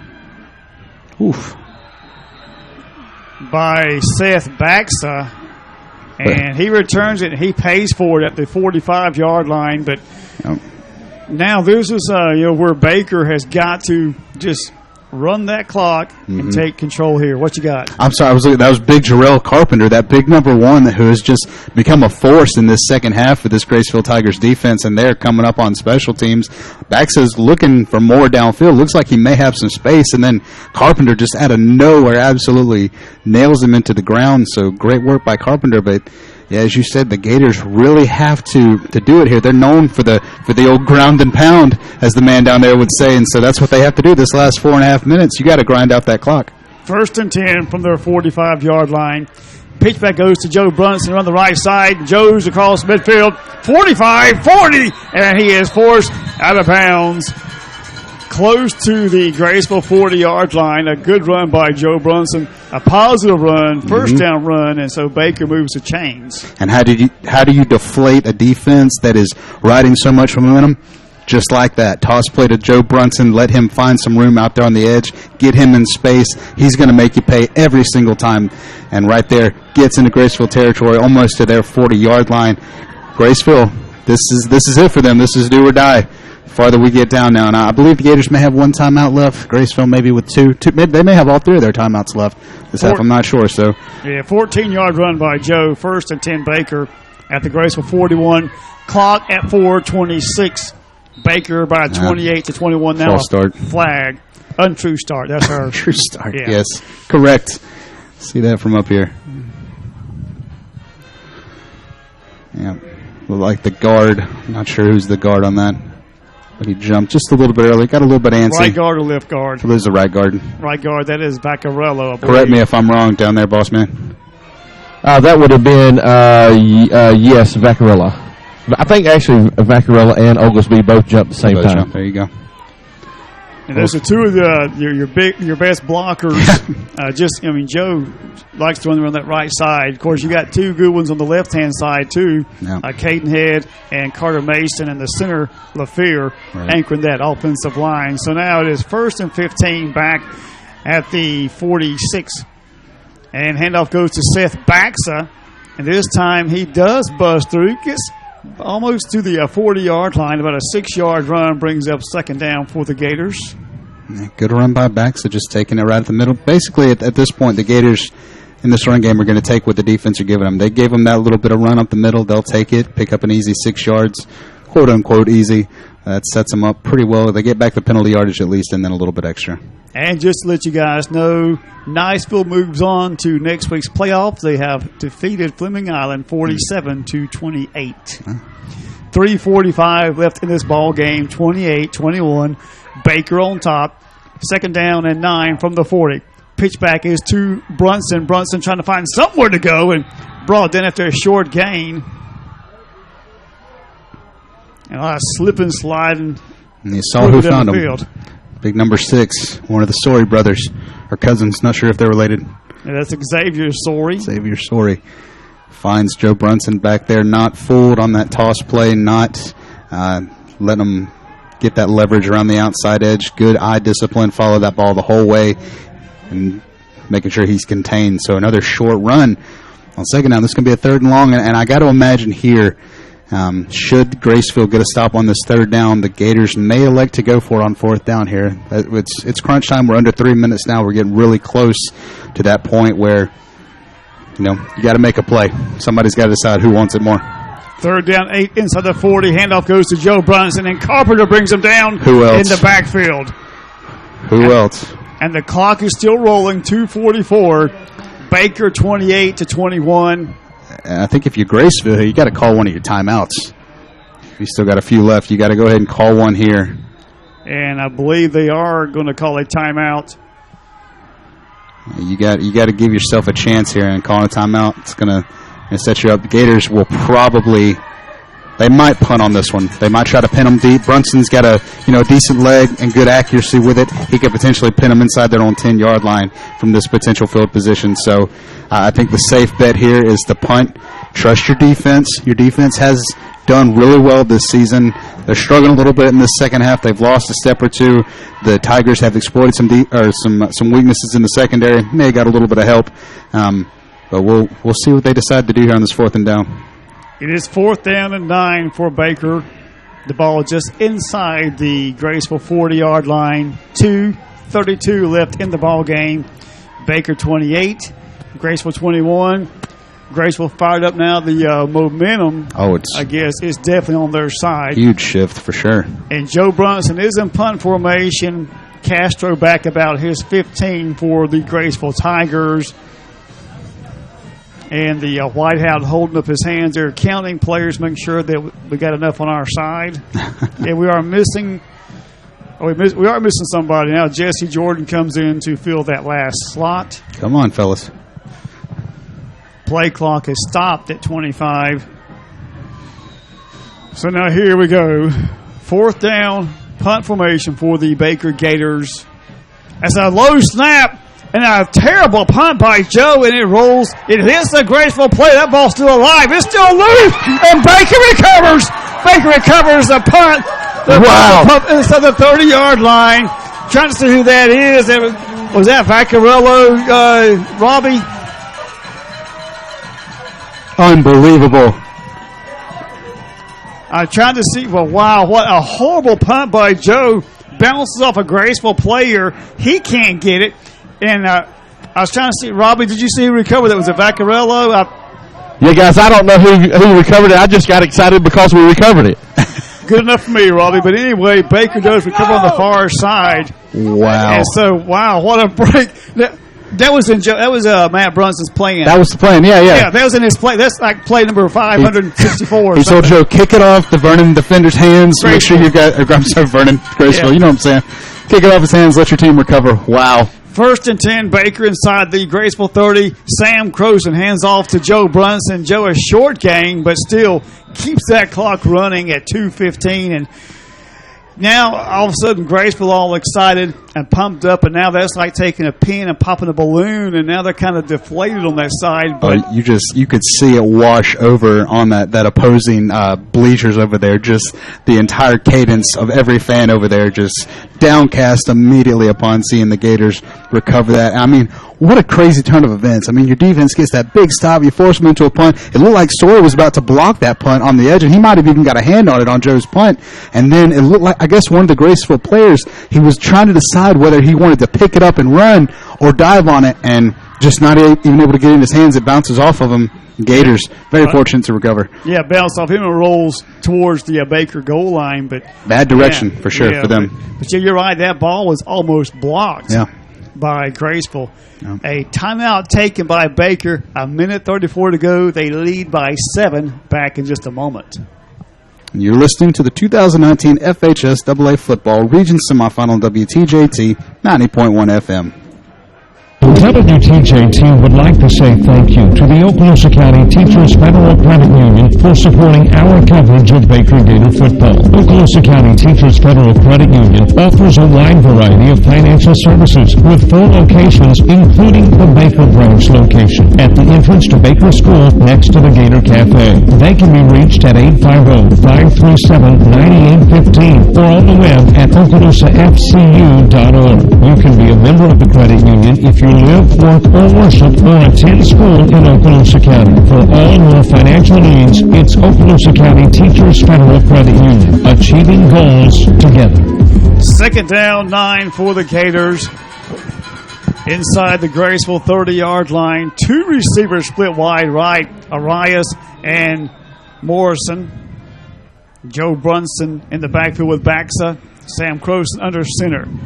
Hands off to Baxa. Baxa finds a hole left side. He's to the 10, the 5, and pulled down inside the 5-yard line. Touchdown saving tackle, but what a great run by Seth Baxa. Yeah, Baxa just finds some great run room this time on the left side. O-line opens up a little bit of space, and then Baxa just using some absolute speed and agility, makes a couple guys miss, works his way up that sideline, and now it's 1st and goal. Under a minute and a half, and I think the Gators have effectively diminished the hopes of Graceville against the comeback. Yeah, they may have dodged a bullet here. Seemed to have the game under control, then all of a sudden Graceville with those last 2 touchdowns. Yeah. But yeah, a minute 27, 28, 21. Baker on top, 1st and goal inside the 5-yard line. And this is Seth Baxa. He's in the end zone. That is Seth Baxa. He gets on the scoreboard. Touchdown, Baker Gators. And that may be the nail in the Graceville coffin. Yeah. You warmed the buses. You like that, didn't you? It's good. Yeah, I think so. That was kind of the proverbial nail in the coffin. And this time, Baxa, who got the big run on that down there to set him up, gets to finish, picks up the touchdown, and the Gators looks like they're going to escape this one with a victory. Yeah, Robbie liked that, didn't he? Did we say he could speak? Did we give him permission just now? I mean, he's always welcome to speak. Okay. You heard that, Robbie. You heard it from the man. Yeah, I see who's got my back. I'm only here for one night. I don't make the rules. That's right. And Ethan Edge goes 5-4-5 in his debut as place kicker. A minute 20 to go in the ball game. Baker in control, 35-21. Back in a moment. And you're listening to the 2019 FHSAA Football Region Semifinal on WTJT 90.1 FM. We are proud to acknowledge the support of Whitehurst Powell Funeral Home in Crestview. They are a family-owned and operated funeral home, open 7 days a week, and can handle all funeral needs. Plus, they offer advanced planning. Whitehurst Powell is also home to the Southern Heritage Crematory. They are located at 436 James Lee Boulevard, and the phone number is 850-682-3052. Owner Andy Powell is committed to caring for you in your time of need, and is also proud to help make coverage of Baker Gator football possible. And here's the kickoff by Ethan Edge. He is 5 for 5 on point after tonight. And a pooch kick taken by Graceville near their 35. That is Castro. Castro breaking tackles. He's across midfield into Gator territory inside the 40-yard line. A nice run by Jeremiah Castro for Graceville. Great field position at the Baker 36-yard line, looks like. Well, here's the thing. I guess that proverbial lady that we like to speak of hasn't quite sang yet. I mean, I'm sure she's warming up her vocal cords, but, I mean, with a great return there from Castro setting up his team, we know that Adams has the arm to hit his big receiver like Sorey downfield. Minute 12, they've still got a timeout or 2 left in their pocket. This one's not over. It's just it's teetering on the edge. So we'll see what Graceville can do in great field position with a minute 12. Not impossible, but improbable. It's uphill from here. So it's actually 1st and 10. Graceville back at the Baker 42-yard line. As Seth mentioned, minute 12. Adams wants to pass, and he's going to be sacked. Brought down Jake Miller and Carter Mason with the Tiger sandwich back there in the backfield. A big loss to midfield. 8 yards brings up 2nd down, 18 for the Tigers, and they take a timeout. Yeah, Tiger Sandwich is right. They absolutely crush Neil Adams into the ground. He has absolutely no time to throw. You see what he's trying to do. It looks like he's trying to set up a little wide receiver screen, sees that it's not really there, tries to give himself a little bit more time, let his receiver maybe break off a route and try to move downfield. But Jake Miller, Carter Mason said, nah, buddy, take him down to the ground. Robbie Cole, you have permission to speak. Yeah, a good tiger sandwich there in the jaws of two gators. I like that. Even better.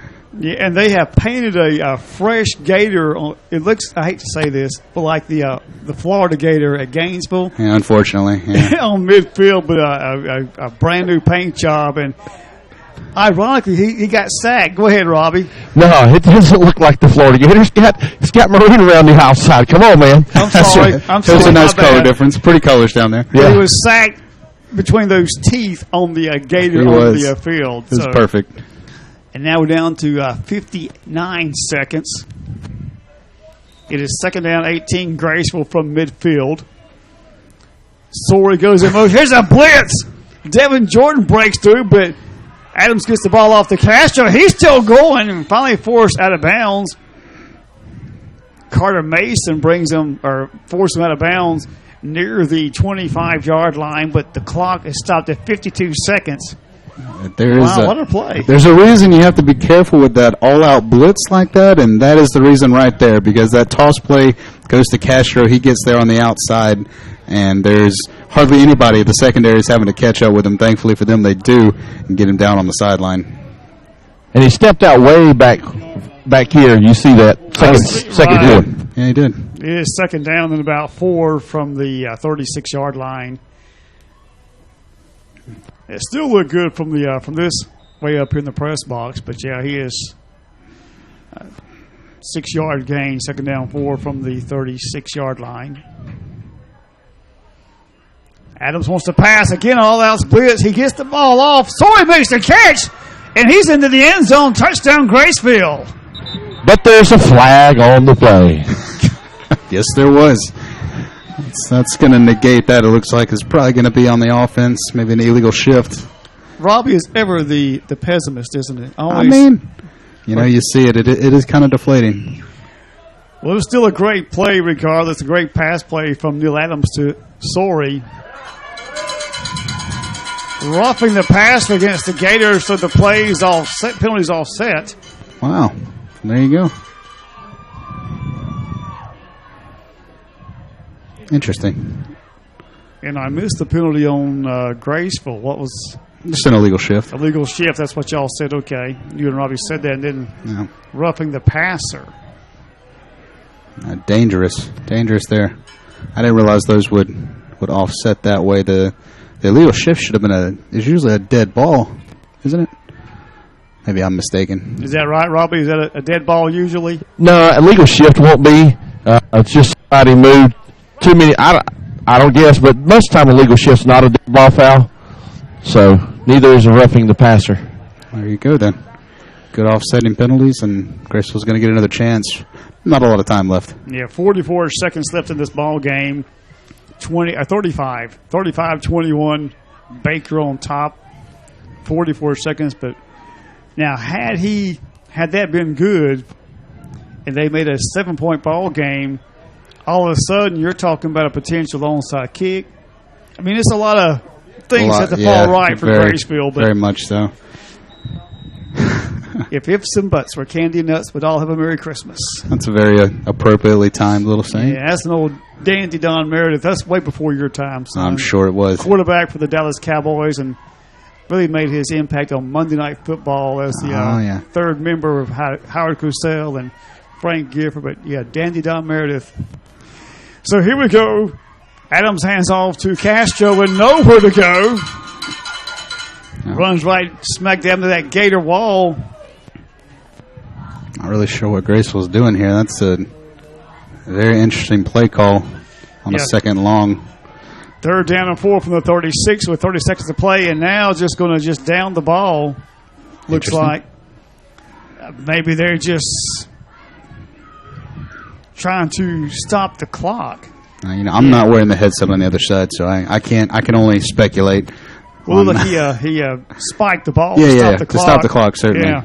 But now it's a fourth down. Exactly. You got one play to go these last 5 yards. They can get the first down, but need a touchdown. They have 23 seconds. They're down 35-21, and now a timeout taken. Yeah, you got to have big chunk plays here. These little runs to even pick up a first down really are going to be, inconsequential to the Gator defense. And you see Gators have brought in some more defensive backs.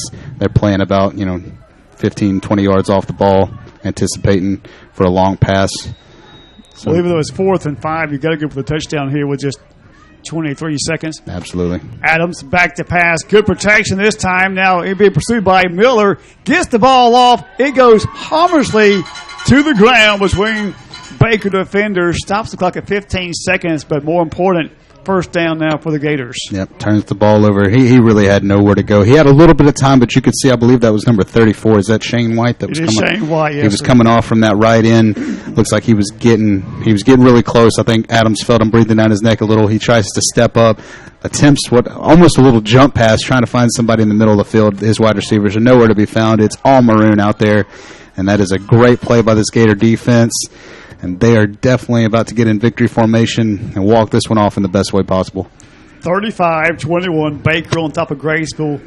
15 seconds, as you said, Seth, just a victory formation here. Just take a knee, and Baker does come away with the win. It was not easy, but they do. Oh, yeah, for sure. They do prevail, and they will win this one. That's it. And that's going to wrap it up. Graceville's season ends at 8-4. Baker goes to 10-1, and they will be back here next week to face the winner of Vernon and Northview. And last count we had Vernon up, I believe, 28-6. Yep. Have you got any more scores from the Vernon Northview game? Okay. That's going to be the likely opponent. Yeah. So, Robbie Cole, you going to try to catch up to Coach Brunson? Yeah, Coach will go through their shaking hands here, and then he'll get over here, talk to them, and they'll take a knee, and then we'll try to catch up with him. Well, Robbie, real quick, what do you think of this second half? What's your comments? Well, Graceville didn't come out in the second half and look to lose this game. They came out in the second half trying to win. And, the Gators struggled there a little bit, but was able to make the plays they needed to make down the stretch to pull off the victory. And they do pull it off 35-21. And just one more time from Niceville, they win, they advance. They beat Fleming Island 47-28. Well, Seth, this was really... You was here for the very first game. Yeah. And you got to see against Rocky Bayou. But now, what's your impressions of this game tonight? The Gators did what we expect them as a team to do. And like I've said before, what Coach Brunson expects, this kind of excellence that he's instilled in a team that is just really complete on both sides of the ball. They know how to execute. They came out tonight. The first half, they started really strong. They were, driving the ball downfield. Defense was clicking on all cylinders, forcing the Tigers to 3-and-outs. Offense was picking up scores. Special teams was working, to perfection, absolute perfection. They come out in the second half, they look a little bit slower, look a little bit, maybe out of step in a couple of places. They kind of gave Graceville a little bit of a way back in, and it looked like, for the moment, at 28-21, Graceville forces them into that fourth down. The Gators have to punt. They're about to give the ball back to them with, over 2 minutes left, and Graceville with all of their timeouts, I believe, at that point. And the momentum just swung in the Gators' favor. They get that lucky play of that punt bouncing off that Graceville defender, able to recover, and then Seth Baxa, completing that drive, capping it off with a touchdown, creating that separation. The Tigers, credit to them, still showing some life, even down 14 points with just over a minute left. That good kick return, and then, a couple of long plays where they were trying to set themselves up to score and get back in this game, but Baker just with the stronger upper hand, the more complete team, more depth to their roster, and just a great showing by the Gator offense and defense, playing a great game, coming out to win, shaking off that loss to Bluntstown that ended those streaks, as we said, that were meant to be broken. Now they can start fresh again, but Just a great job by them tonight. Few mistakes here, mental mistakes that I think still need to be worked on, and that's coming even from last year, where they were one of the heavy penalized teams, and they probably had almost 10 penalties tonight. And it's those small things. It's offsides here. It's an untrue start there. It's an illegal shift here. Just little things that kind of chip away at your progress downfield. But I think those are things that they're going to continue to work on. But the offense still looks great. Like we said, Jack and Joe picking up where Junior and Derek left off. They're able to keep this offense clicking. Joe responsible for 4 touchdowns tonight, 3 on the ground, and that big punt return for a touchdown. So definitely MVP of the offense to him. And then the defense, Devin Jordan, just making plays all over the field on that line. So 2 great players. The team as a whole, absolutely phenomenal. Can't credit enough to the coaching staff, Coach Brunson as a whole. This was a great game tonight. I was glad I got to be here for it. I was glad to have you too. Robbie Kolb, you got Coach with you yet? Not yet. Not yet. So the last Vernon score I have is 36-12 with 5 minutes to go. Vernon with the lead. Yeah. So it looks like Baker will play Vernon next week here. Is that right, Robbie? That game will be here, correct? Be here. Yeah. Now, we played Vernon last year. Yep. If I recall, I believe it was a Gator win, of course, 19-6. That was one of the closest games of the year. Yeah, I remember that. They were that was tough. I believe that might have been like 6-6 at the half, something like that.